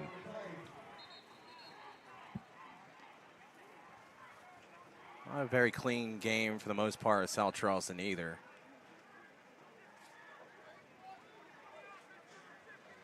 A lot of holding on Black Eagles tonight. What I've not seen out of South Charleston, I saw a couple times in the first 2 weeks as we take a look at the replay. Of course, they run that RPO. Yeah. And sometimes the linemen get downfield and they'll get an ineligible downfield on South Charleston. That's been called a couple of times in the first 2 weeks. I haven't seen that tonight, so maybe they. Again, it's all about timing as they push him back.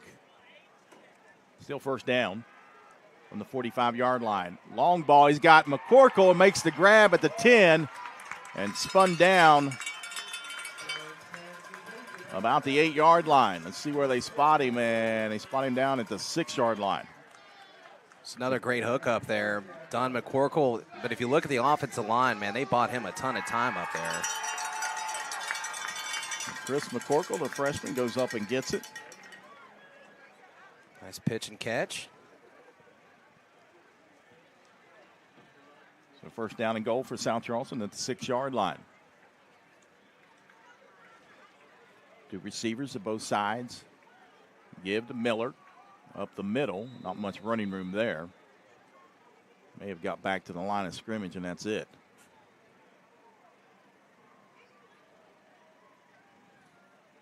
Might see another Dunn keeper here. Maybe a little play action. He gets a little post route. Or throws one in the corner to Mondrell Dean, who's lined up top. Yep. Second down. Dunn. He's going there. That's where he was going as whistle was blown. We got another false start here. Yep. False starts and holding, just the thing of South Charleston tonight. Really the only bad thing to happen tonight, really. I'm thinking the false starts are on the receivers. Yeah, which is can't have that happen. That'll back him up. Just outside the 10-yard line, we'll call it 10. Dunn. Looking into the corner. He's got a guy, and was it hauled in? Yep. It was. Touchdown, Black Eagles. Nice play again, nice throw, nice route. Chris McCorkle, the freshman, with his second touchdown grab of the evening. Take a look at the replay. This kid's impressive. Nice timing here, nice ball there. And just to make sure your feet are in. I mean, that's beautiful. 2 feet in. And Chase Edwards out there to attempt the PAT. Snap is back. The kick is away. And it's good. 6:29 to go here in the third quarter. South Charleston rolling over St. Albans 49-0 here on Video Productions.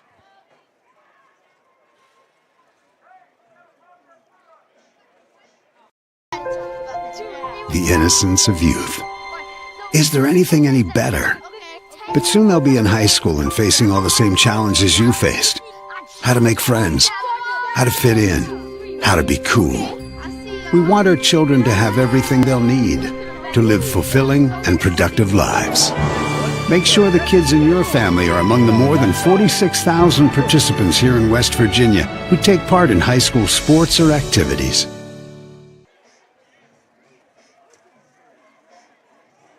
Trey Dunn to Chris McCorkle for a 10-yard touchdown hookup.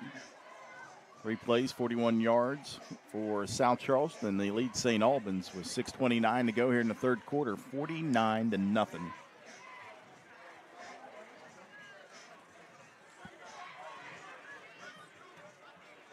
As Chase Edwards back out to kick off for the Black Eagles. Senior kicker also plays soccer for the Black Eagles.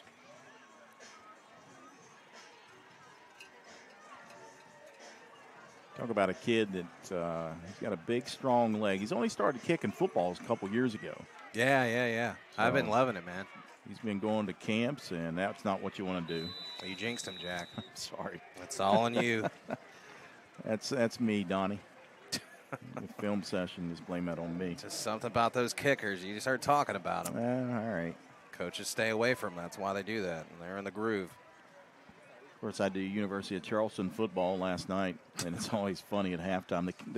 The kickers for the University of Charleston, and I'm sure maybe a lot of teams do that, they don't even go in at halftime. Yeah. They just stay out there and kick balls all halftime. Yeah. That's your halftime entertainment in college. I mean, really, what are you going to say, you know? Hey, go out there and kick. All right, there we go. Talk about a big kick last night, 51-yard field goal by Tim McCutcheon, former Hurricane Redskin kicker. Good kid, man. Sophomore up there at University of Charleston. I had him on the talk show. He's a bright young man. Yes. First and 10 for St. Albans at their own 35-yard line. A snap to give to the fullback, and absolutely nowhere to go. There's a wall there, and you're not going to get through it. And finally, he's just drugged backwards by Caden Davis. Maury Lawton also right there. Lawton, 6'3", 255-pound junior. Along with Aaron Clark. We're on that right side, and then you got Jason Barnett, Devin Brewer on the left side of that defensive line. Oh, hey, and then they just roll up Mondrell Dean, who's 6'4", 230. So there he is. There's that. Second down and 10 for St. Albans. The pitch out to Little John, and again, no room to run. And I believe that'll be about a yard loss for St. Albans. The only thing I can't understand here, and maybe watch this doesn't, I don't know, maybe it's the coverage, I don't know, but I don't understand why there's no passing here at all.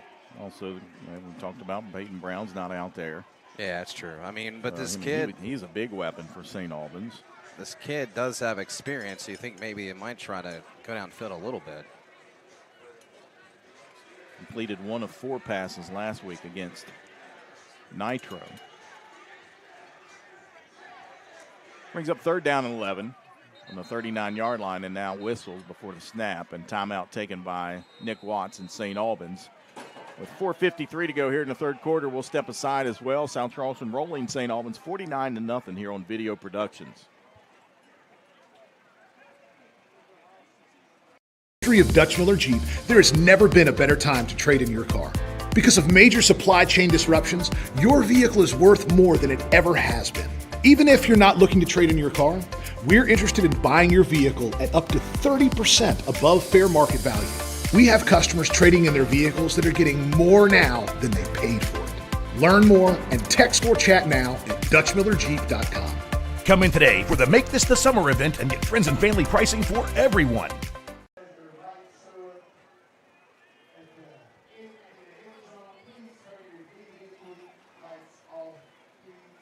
4:53 to go here in the third quarter at Black Eagle Stadium. South Charleston leading St. Albans 49-0. South Charleston 283 total yards to right now St. Albans 0. And the success that the Red Dragons had on the ground there early in the game, South Charleston has just shut that door. And like you said, they're not even attempting to try to throw a pass. No. Now they're in the shotgun formation with Warner. Snap back, but they give to his tailback, and he is taken down quickly. That's Caden Davis. Caden Davis from the linebacker position. Yikes. With the big hit on Little John.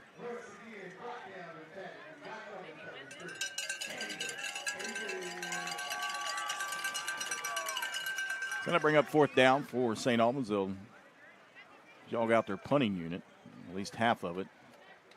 They better get some guys in there. This thing's going to get blocked. There's nobody in there. Yeah, they don't have 11 guys out there.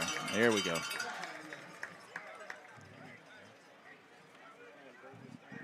Not even sure. Now they got too many guys out. Here comes the flag. And yeah. Discombobulated. Yeah, it's.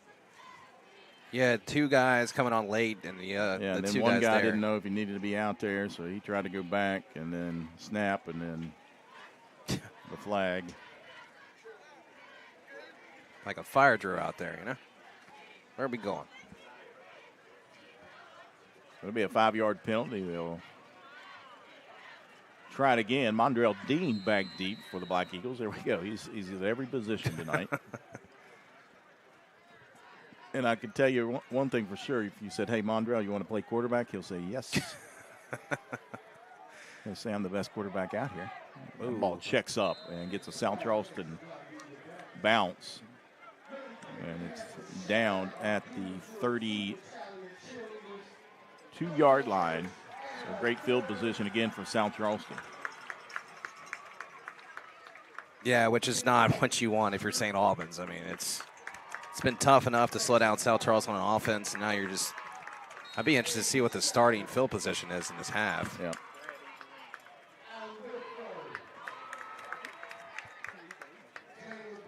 Black Eagles are off next week before they head down to Wayne County to take on Spring Valley here in a couple weeks. That'll be a great game.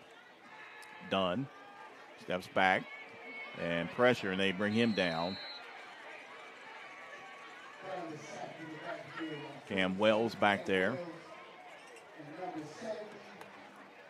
Also Cooper Polley.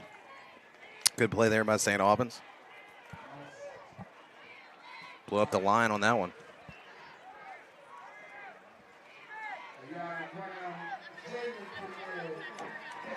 They'll bring up 2nd down. Lost back to the 40-yard line.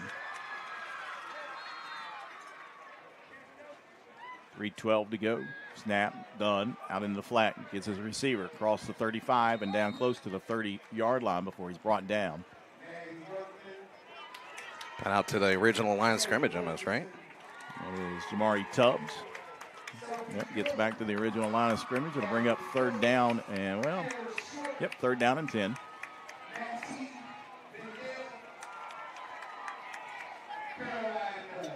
Spotted at the 32-yard line.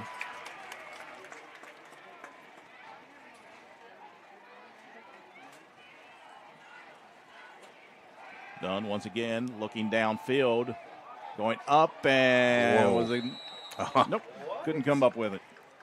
Thought he grabbed that one. Mondrell Dean, the intended receiver for South Charleston.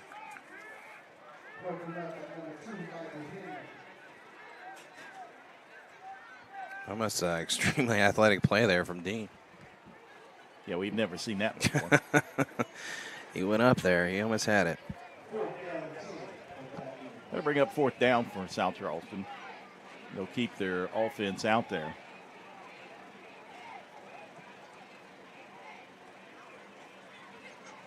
Dunn again. Feels pressure from the right side. Evades that. Now still looking. He's got a guy. That's Dean, and cannot connect with him. And now a late flag comes in. Is that a late hit there, or what was that? Not sure. Emilio Miller down on the field.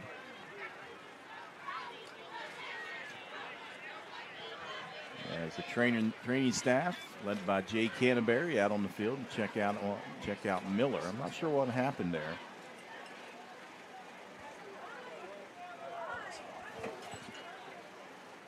We'll step aside with a 30-second timeout. We'll come back. South Charleston leading St. Albans 2:25 to go here in the third quarter, 49-0. Are your Saturday nights filled with boredom? Then let's go play bingo at the Dunbar Bingo Hall. Dunbar Bingo Hall is a local nonprofit organization located at 2605 Charles Avenue in Dunbar. They're open every Saturday night to the public with lots of great prizes for you to win.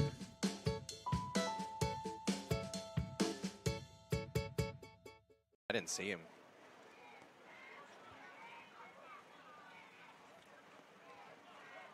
Back inside Black Eagle Stadium, Emilio Miller back up, and he walked off the field on his own power. I'm not sure if he was cramping or just maybe twisted something or what, but and a holding on St. Albans. That'll give South Charleston a first down. Yeah, they called that on that pass play. Dean's arm was getting held. I didn't even see that flag. Came in late.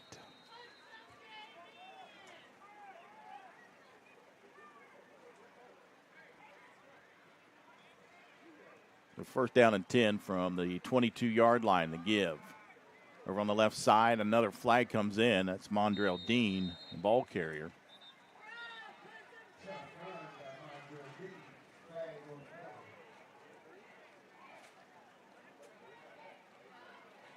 As we'll get the call. Imagine it's holding again, yeah. Yep. Xavier Bosley out there pleading his case. I don't know if I want to argue with him. Not because he's 6'5", 310 pounds, but I don't think I'd win an argument. He's bright. I mean, he's got interest from Ivy League schools, loves Columbia. Really liked his visit up there is what I was told. I'll backpedal and say he doesn't. I mean, I said he loved it, but they really liked their trip up there is what I was told. That's great. Give up the middle, nowhere to go there. Anthony Williams, another freshman out there in the backfield. Lady screaming in front of me, put the JV in. Well, there you go. DeAnthony Williams, a freshman running back, is out there. Give the JV some playing time.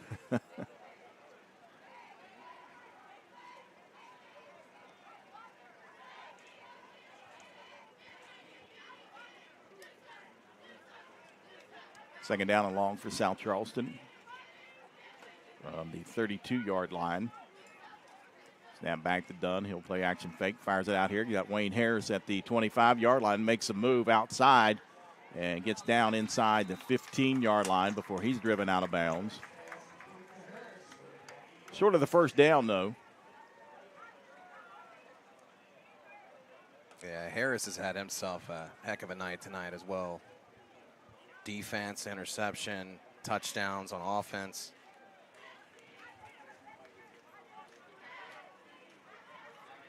So that'll bring up third and short from the 15-yard line of St. Albans.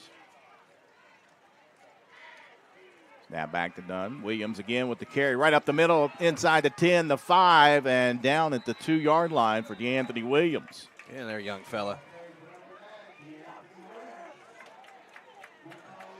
A young man here, a touchdown. Quickly on the ball is South Charleston. Down at the 4-yard line. Williams to the left of Dunn. He'll take the snap, and he's met in the middle and keeps his feet, and maybe some positive yardage down to the 2. Not too shabby there, keeping up. Sarney looks, huh? Good-looking freshman running back. And DeAnthony Williams. 5'9", 190 pounds, solid. Yeah. Ball spotted at the 2-yard line.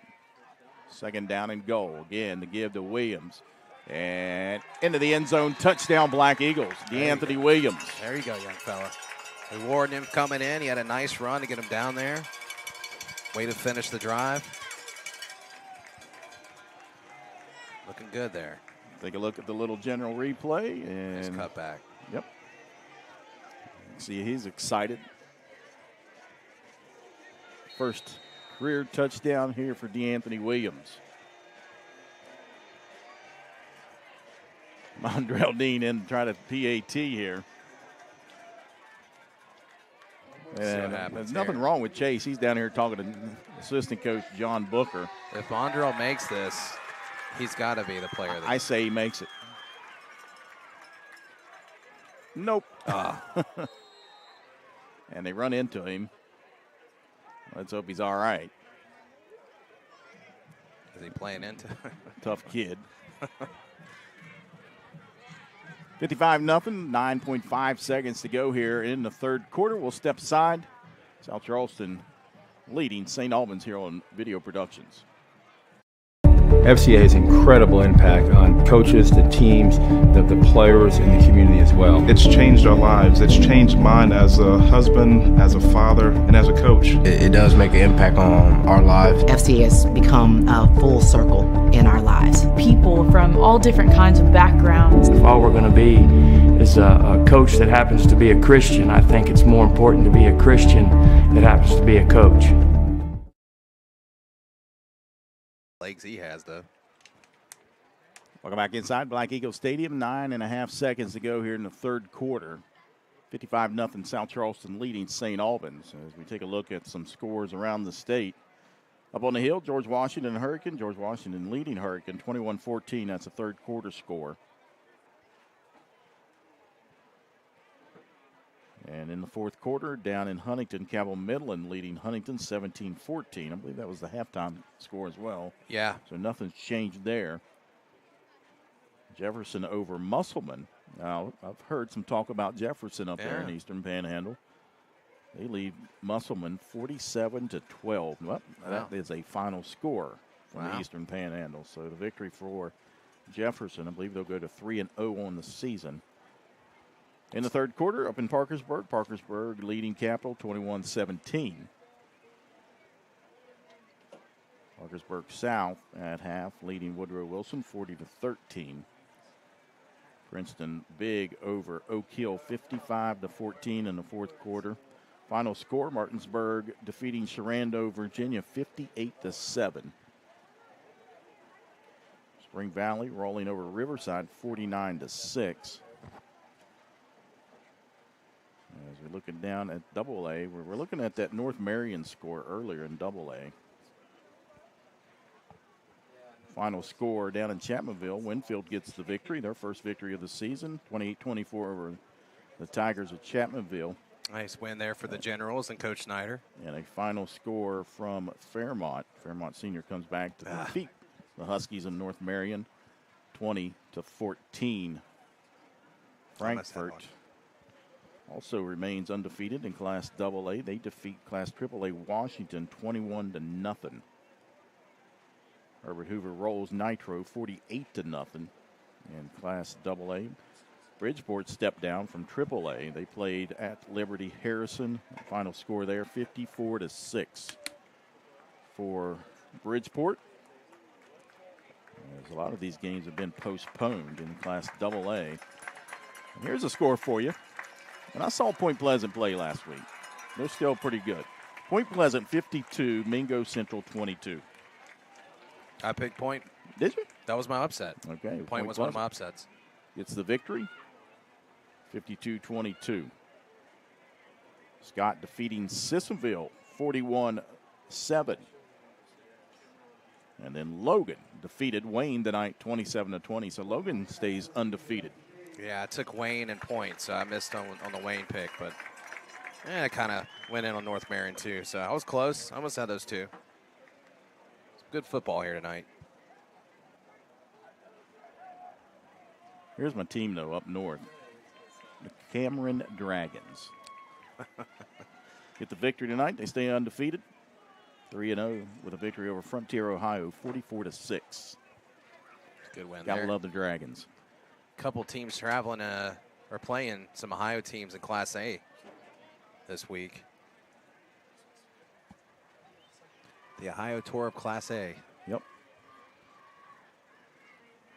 Talk about travel. Class A teams yeah. have to travel sometimes to play a game. Teams like Van, Montcalm. Oh, yeah, there's Tug some serious Valley. drives. Set for kickoff here. A new kicker for the kickoffs, and that one just squibbed and taken down at the 45-yard line. So St. Albans will start this possession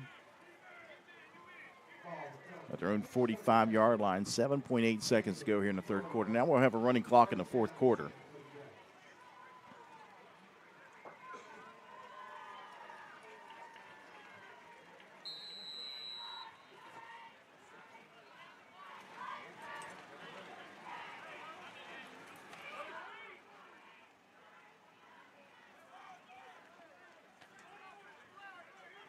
Warner back out there, quarterback for St. Albans. Two receivers to each side. They motion Hall. They give right up the middle, but no running room there. And DeAnthony Williams out there on defense. Yeah. Making the plays. That'll bring us to the end of the third quarter. We'll step aside. We'll come back. South Charleston leading St. Albans 55-0 right here on Video Productions. Are your Saturday nights filled with boredom? Then let's go play bingo at the Dunbar Bingo Hall. Dunbar Bingo Hall is a local nonprofit organization located at 2605 Charles Avenue in Dunbar. They're open every Saturday night to the public with lots of great prizes for you to win.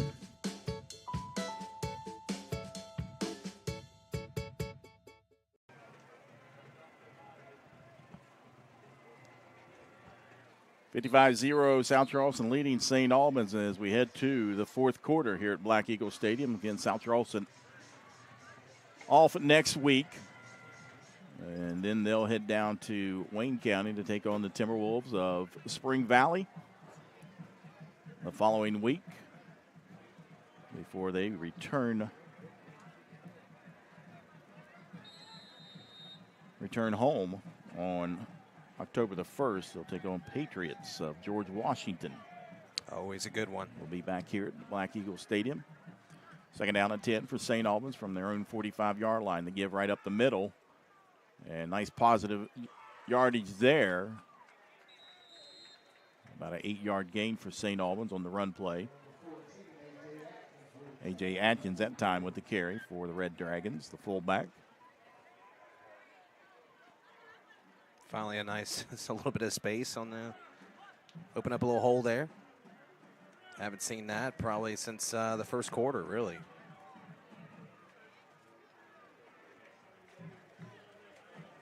Gonna bring up third down and 2. Ball at the 47-yard line of South Charleston. And movement on both sides. It's like going to be offsides on South Charleston here. And that is the call. So a 5-yard penalty will give a first down to St. Albans.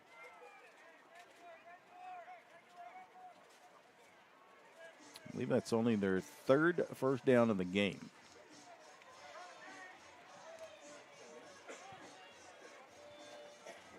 It's had 2 on penalties as well. They only got 1, right? 2 on penalties? I can't remember. Okay. Slam the door. Ball is fumbled, picked up by Warner, and taken away. ABA there, huh? And taken right back away by Aaron Clark. That's the second fumble recovery by Aaron Clark tonight. Look, my God just ripped that out of justice. Baby A. As we take a look at this replay, first the fumble there. Warner picks it back up, and then Clark just takes it out of his hands and rumbles forward. He was going for the end zone again. He wanted another touchdown, man. He's going to stack up some yardage if he goes to the end zone on that one. As the ball is spotted at the 48-yard line of St. Albans, South Charleston will take over on the turnover, and a new quarterback out there for the Black Eagles. Sophomore quarterback Jacob Wilson, 5'9", 195-pounder. Will trot out there for the Black Eagles. He'll take the snap, the give, right up the middle. Big hole, and that is Williams again. And as they say, he was down. That'll be enough for a first down for DeAnthony Williams. A nice gain there on first down by Williams. Williams is a good-looking kid, man. As you see a lot of the reserves out there. And my guess they're all reserves. Avery Pinnell, he's been playing out there. A freshman. But he's out there as well. The give almost gave it back to St. Albans that time. A little timing issue right there between Wilson and Williams. Good to get these kids in, get some experience, obviously, and of course that'll be worked out when the kids get more playing time.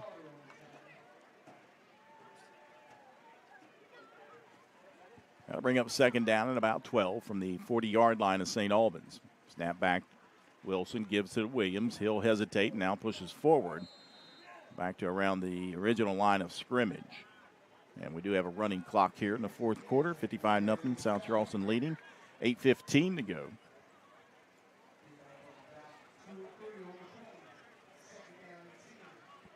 I believe Monday, South Charleston's JV will head down to Crawford Field, take on the Red Dragons JV.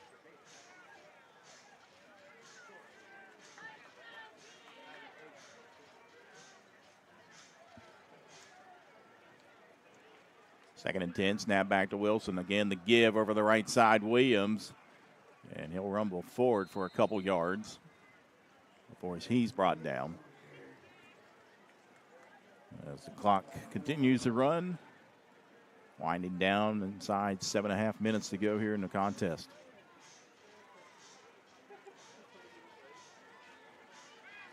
I'm liking the soundtrack tonight. Bosley's on it. I'm telling you. Substitution in for Williams. Got a little Footloose soundtrack in the background. Another freshman out there, Chance Southworth, 5'10", 155-pound running back out there to the left of Wilson. He'll take the snap, and nowhere to go there is Elijah Edge there to make the tackle.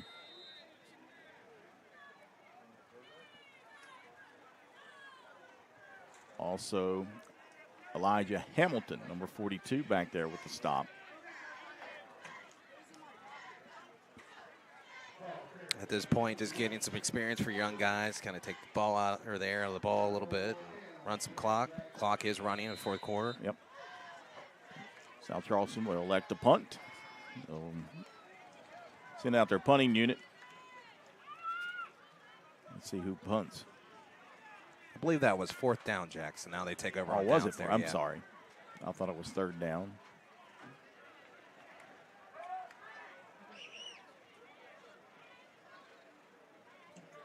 So now it's first down and 10 for St. Albans. And now they run a guy out late, and now they have to call timeout. That will stop the clock at 6:02 as a timeout. We'll take another quick break here, and we'll come back. South Charleston leading 55-0.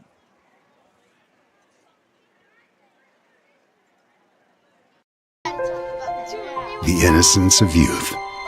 Is there anything any better? But soon they'll be in high school and facing all the same challenges you faced. How to make friends, how to fit in, how to be cool. We want our children to have everything they'll need to live fulfilling and productive lives. Make sure the kids in your family are among the more than 46,000 participants here in West Virginia who take part in high school sports or activities. Welcome back inside Black Eagle Stadium. South Charleston leading St. Albans 55-0 here in the fourth quarter on a running clock. Timeout was taken by St. Albans. A little personnel issue, trying to get somebody out there. Now they're ready to go. Under 6 minutes to go here in the ball game. Snap back, the give. Nowhere to go, though, as South Charleston there. And much like the first stringers. I believe that's Brewer still out there. Yeah, Brewer is still out there. Actually, the first string. Yeah. I see it now. That's why. Okay. So much like the first string, because the first string's still out there. Just keep doing first string stuff there. They do have another freshman out there on the interior line, Tyrell Ellis, 5'5", 240-pounder. You see him there in the middle next to Barnett, wedged in between Barnett and Mari Lawton. Snap back, Warner under pressure, almost squeezed through but unable to go. I believe that's Caden Davis again with the tackle. Yeah, Caden Davis, another guy that's been all over the field tonight.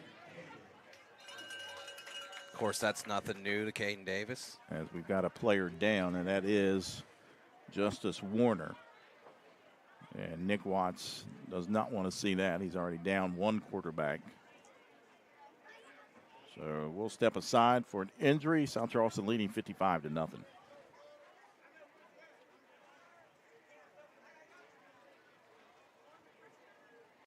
Of Dutch Miller Jeep, there has never been a better time to trade in your car. Because of major supply chain disruptions, your vehicle is worth more than it ever has been. Even if you're not looking to trade in your car, we're interested in buying your vehicle at up to 30% above fair market value. We have customers trading in their vehicles that are getting more now than they paid for it. Learn more and text or chat now at DutchMillerJeep.com. Come in today for the Make This the Summer event and get friends and family pricing for everyone. He's caught two of them.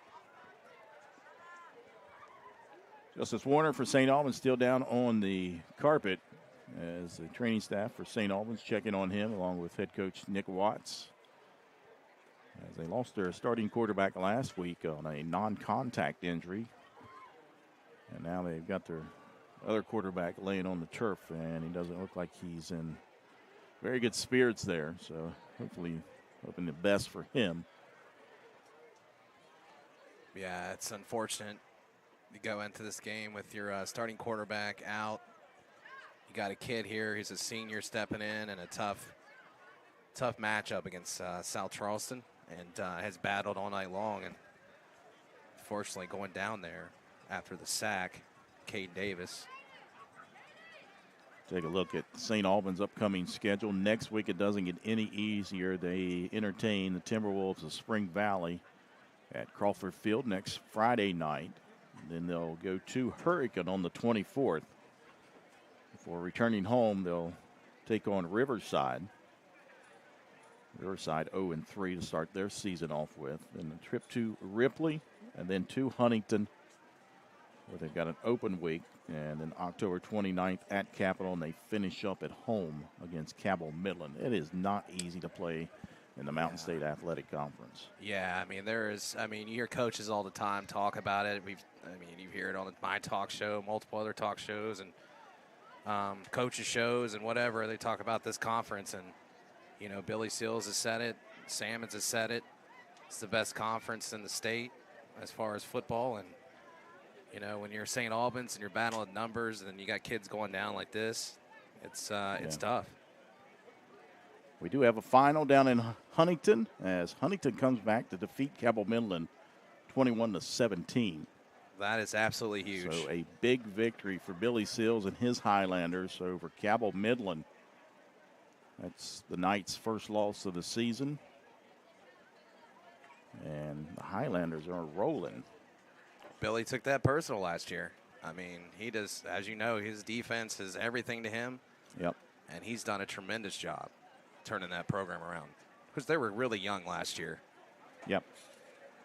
So a 21-17 victory for Huntington over Cabell Midland. As again, we look down, George Washington Hurricane score 21-14 in the fourth quarter. University rolling Brook right now 52-20. University has put up some major points. They've scored 60 in the last two, 60-something the last two. I know they had 63 last week. They just continue to roll. I don't think a lot of people are talking about University right now, to be honest. Well, I think we got a couple people, but then you got a couple people also saying, let's hold up. Hold up on University. Let's see them a couple more weeks. Putting up some points, though. Yep. The University rolling again this weekend. Again, we talked about Jefferson over in Eastern Panhandle. Big victory over Musselman. So Jefferson will go to 3-0, 47-12 victory. I think Princeton. I mean, you brought up Princeton. Princeton had a big win last week. What was that, over Bluefield? Yeah, on a last-second field goal. Yep. And Bluefield's no pushover. I mean, they're double-A, but. Yeah, that's a solid program at Bluefield. As Warner is still down, they're looking at his left ankle area.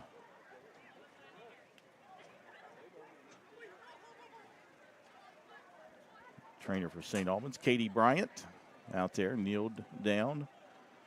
Former Winfield General girls soccer player on those state title teams. She's out there as the trainer for St. Albans. So now we're seeing, I'm getting old. You are old. I'm seeing kids that were in high school that I watched play, and now they're out there doing their job, professional through college, and now doing a professional job. And Katie Bryant, her dad Mike Bryant, graduate of South Charleston High School. We'll step aside again, take a break for couple commercials, and we'll come back. 4:47 to go here in the fourth quarter. South Charleston leading 55-0.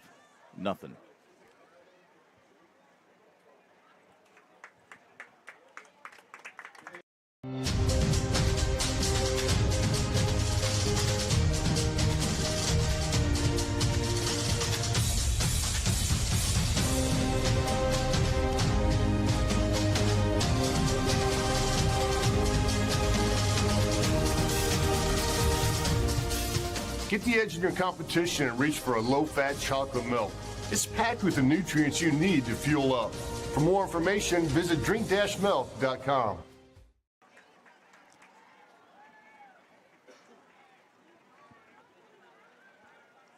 They're getting Justice Warner off the field, and best wishes to him. Let's hope it's not too serious. They were looking at that left ankle.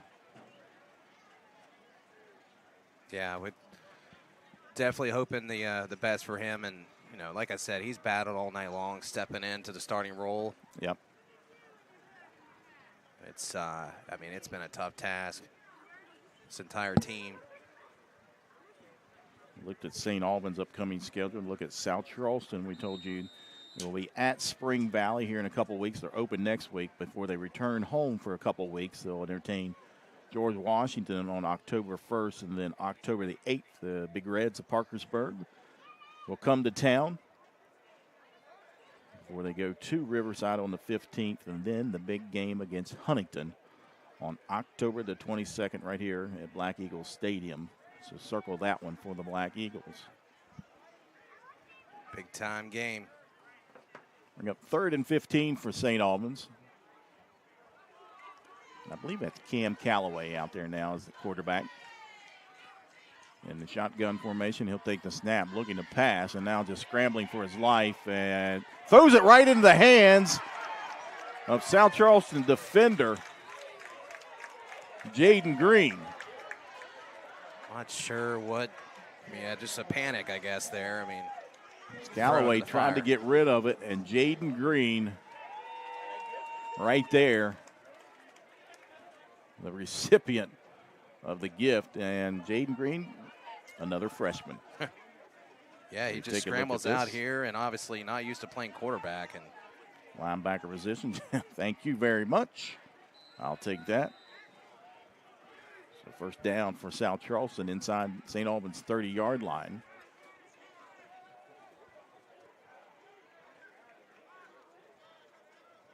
Wilson back out there at the quarterback position. He'll hand it off straight ahead, and not much running room there for Nolan Baskin. See a series of handoffs here. Keep that clock running.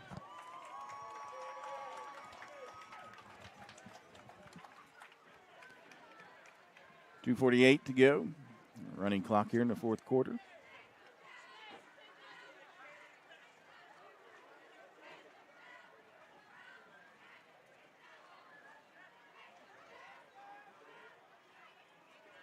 Jacob Wilson, the quarterback, sophomore. Running that play clock down. Play clock at 13. Nice job by the offensive line to sit there that long.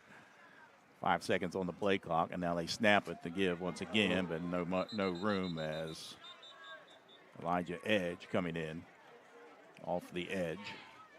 Big-time wrestler as well, right? Yes, he is. I've been told he's probably a better wrestler than he is a football player. That says a lot. You got to love a wrestler playing football. Oh, yeah. Highly recommended. If you can find you a wrestler that likes to play football, take him.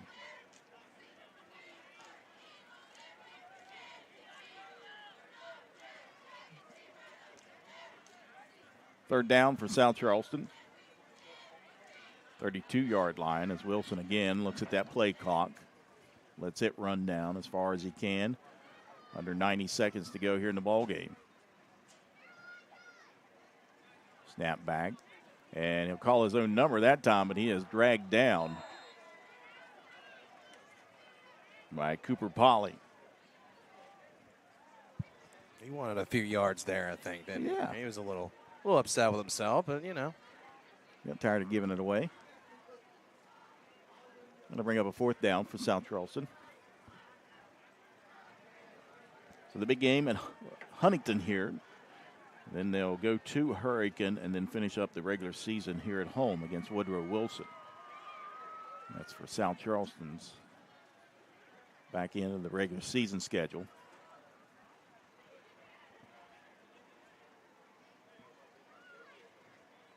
Play clock under 10. 35 seconds to go on the big clock. Snap back to Wilson. Now he's looking to pass it.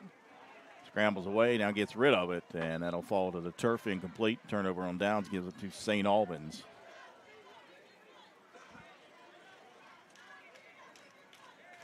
Imagine we'd probably see should be it. Yeah. Well, they stopped the clock at 23 seconds. I thought it was going to be it. Be a kneel down here, maybe. And now they roll the clock.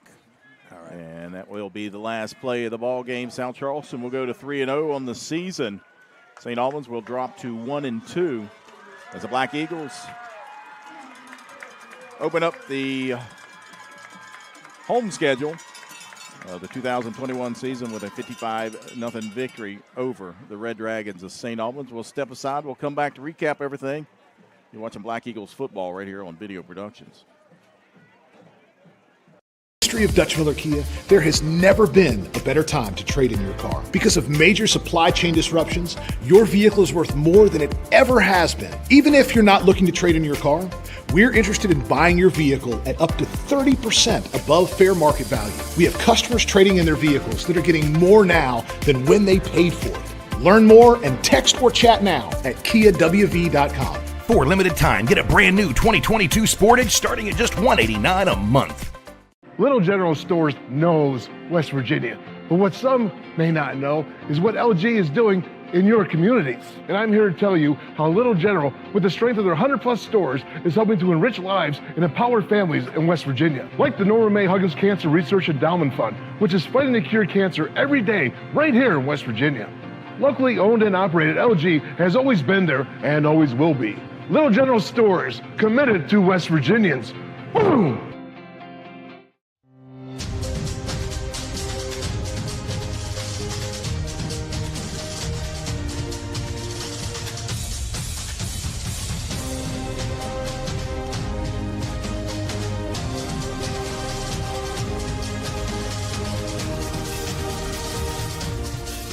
Get the edge in your competition and reach for a low-fat chocolate milk. It's packed with the nutrients you need to fuel up. For more information, visit drink-milk.com. Welcome back inside Black Eagle Stadium. Final score here, South Charleston defeating St. Albans 55-0. They go to 3-0 on the season. And Brandon, this is kind of how we thought it would play out on paper. South Charleston, much more talented team, a lot deeper. St. Albans kind of reeling right now. Didn't have their quarterback. He was hurt last week. So they kind of had a feeling this was maybe how it was going to play out, and it did. 55-0 victory for South Charleston. Yeah, if anything, it's the whole cliche that losing teaches you a lot more than winning. I guess you can say if you're St. Albans, it's unfortunate that they come in this game without their starting quarterback. You already struggled to score, as you said. They had 6 points through 2 games. Then you face off, in my opinion, one of the best defenses in the state. Especially, and we've talked about this before the game, you're at a disadvantage when you have a D-line that doesn't go two-way. I mean, really, right out the jump, you got guys who are going to remain fresh for the most part during the contest. And, St. Albans, as I've said before, has struggled with their numbers, and it's kind of tough, man. You go against a team that is just beating you up front the entire game. And but give your hats off to St. Albans and their guy quarterback coming in here and battling. Yep. Never gave up. They stuck with their game plan, and unfortunately it just didn't work out for them. South Charleston, a little bit under what their average is. The average coming in almost 500 yards a game of total offense. They'll finish with 306. One thing that's blaring at me right now is those 12 penalties for 90 yards tonight. So they're going to have to get a control of that, because that's not going to work when they go down to play the Spring Valleys and the Huntingtons of the world. Sure. But 306 total yards tonight for South Charleston. Rushing the ball, they only had, 56 yards 56. on the ground, 29 carries for 56 yards. Trey Dunn tonight finished 18 of 24, 250 yards, 5 touchdowns through the air for Dunn. He did have that 1 interception on the night. Rushing, Emilio Miller, 9 carries tonight, just 21 yards. Trey Dunn finished with 8 carries, 20 yards, and a rushing touchdown, so 6 total touchdowns tonight for Trey Dunn. DeAnthony Williams, the freshman, came in, had 8 carries, 31 yards, and a touchdown. And then Nolan Baskin also in there, had a couple of carries for Baskin. Tonight in the mop-up duty, receiving yards tonight, Wayne Harris, 6 receptions for 63 yards and a touchdown. Also, Jamari Tubbs, a big night tonight, 4 catches, 67 yards and a touchdown. Emilio Miller coming out of the backfield with 2 grabs, 15 yards and a touchdown. And then Chris McCorkle, the freshman, with 4 catches, 90 yards tonight and 2 scores for the freshman. And he is our Susie's Hamburgers Maize Biscuit Player of the Week. Yeah, good for him. I'm psyched that I found out on the broadcast. It makes it like Christmas here, Jack. Oh, yeah. Unwrap that bad boy like I'm going to unwrap a maize biscuit in the morning. And I'm going to get the Susie's sound on Facebook, right? Yeah. The sounder that you've exactly. So I'm honored for you to share that as well on the social media platforms. But looking statistically, you look at 250 and 56, but also a big thing here you got to look at in this game is short field. I mean, it's for the most part, South Charleston really dominated field position, especially in the second half. I mean, that really was a huge part of the success and quick scores as well. So could have been actually more yardage if St. Albans forced South Charleston to be a little deeper back in their territory, but they had a short field most of that second half especially. Yeah, St. Albans 5 fumble loss tonight, and that helped South Charleston immensely right there. That's short, giving them short fields all night long. So South Charleston taking advantage of those 5 turnovers here tonight. St. Albans finished with 9 penalties for 89 yards. Again, South Charleston 12 penalties for 90 yards. St. Albans up next.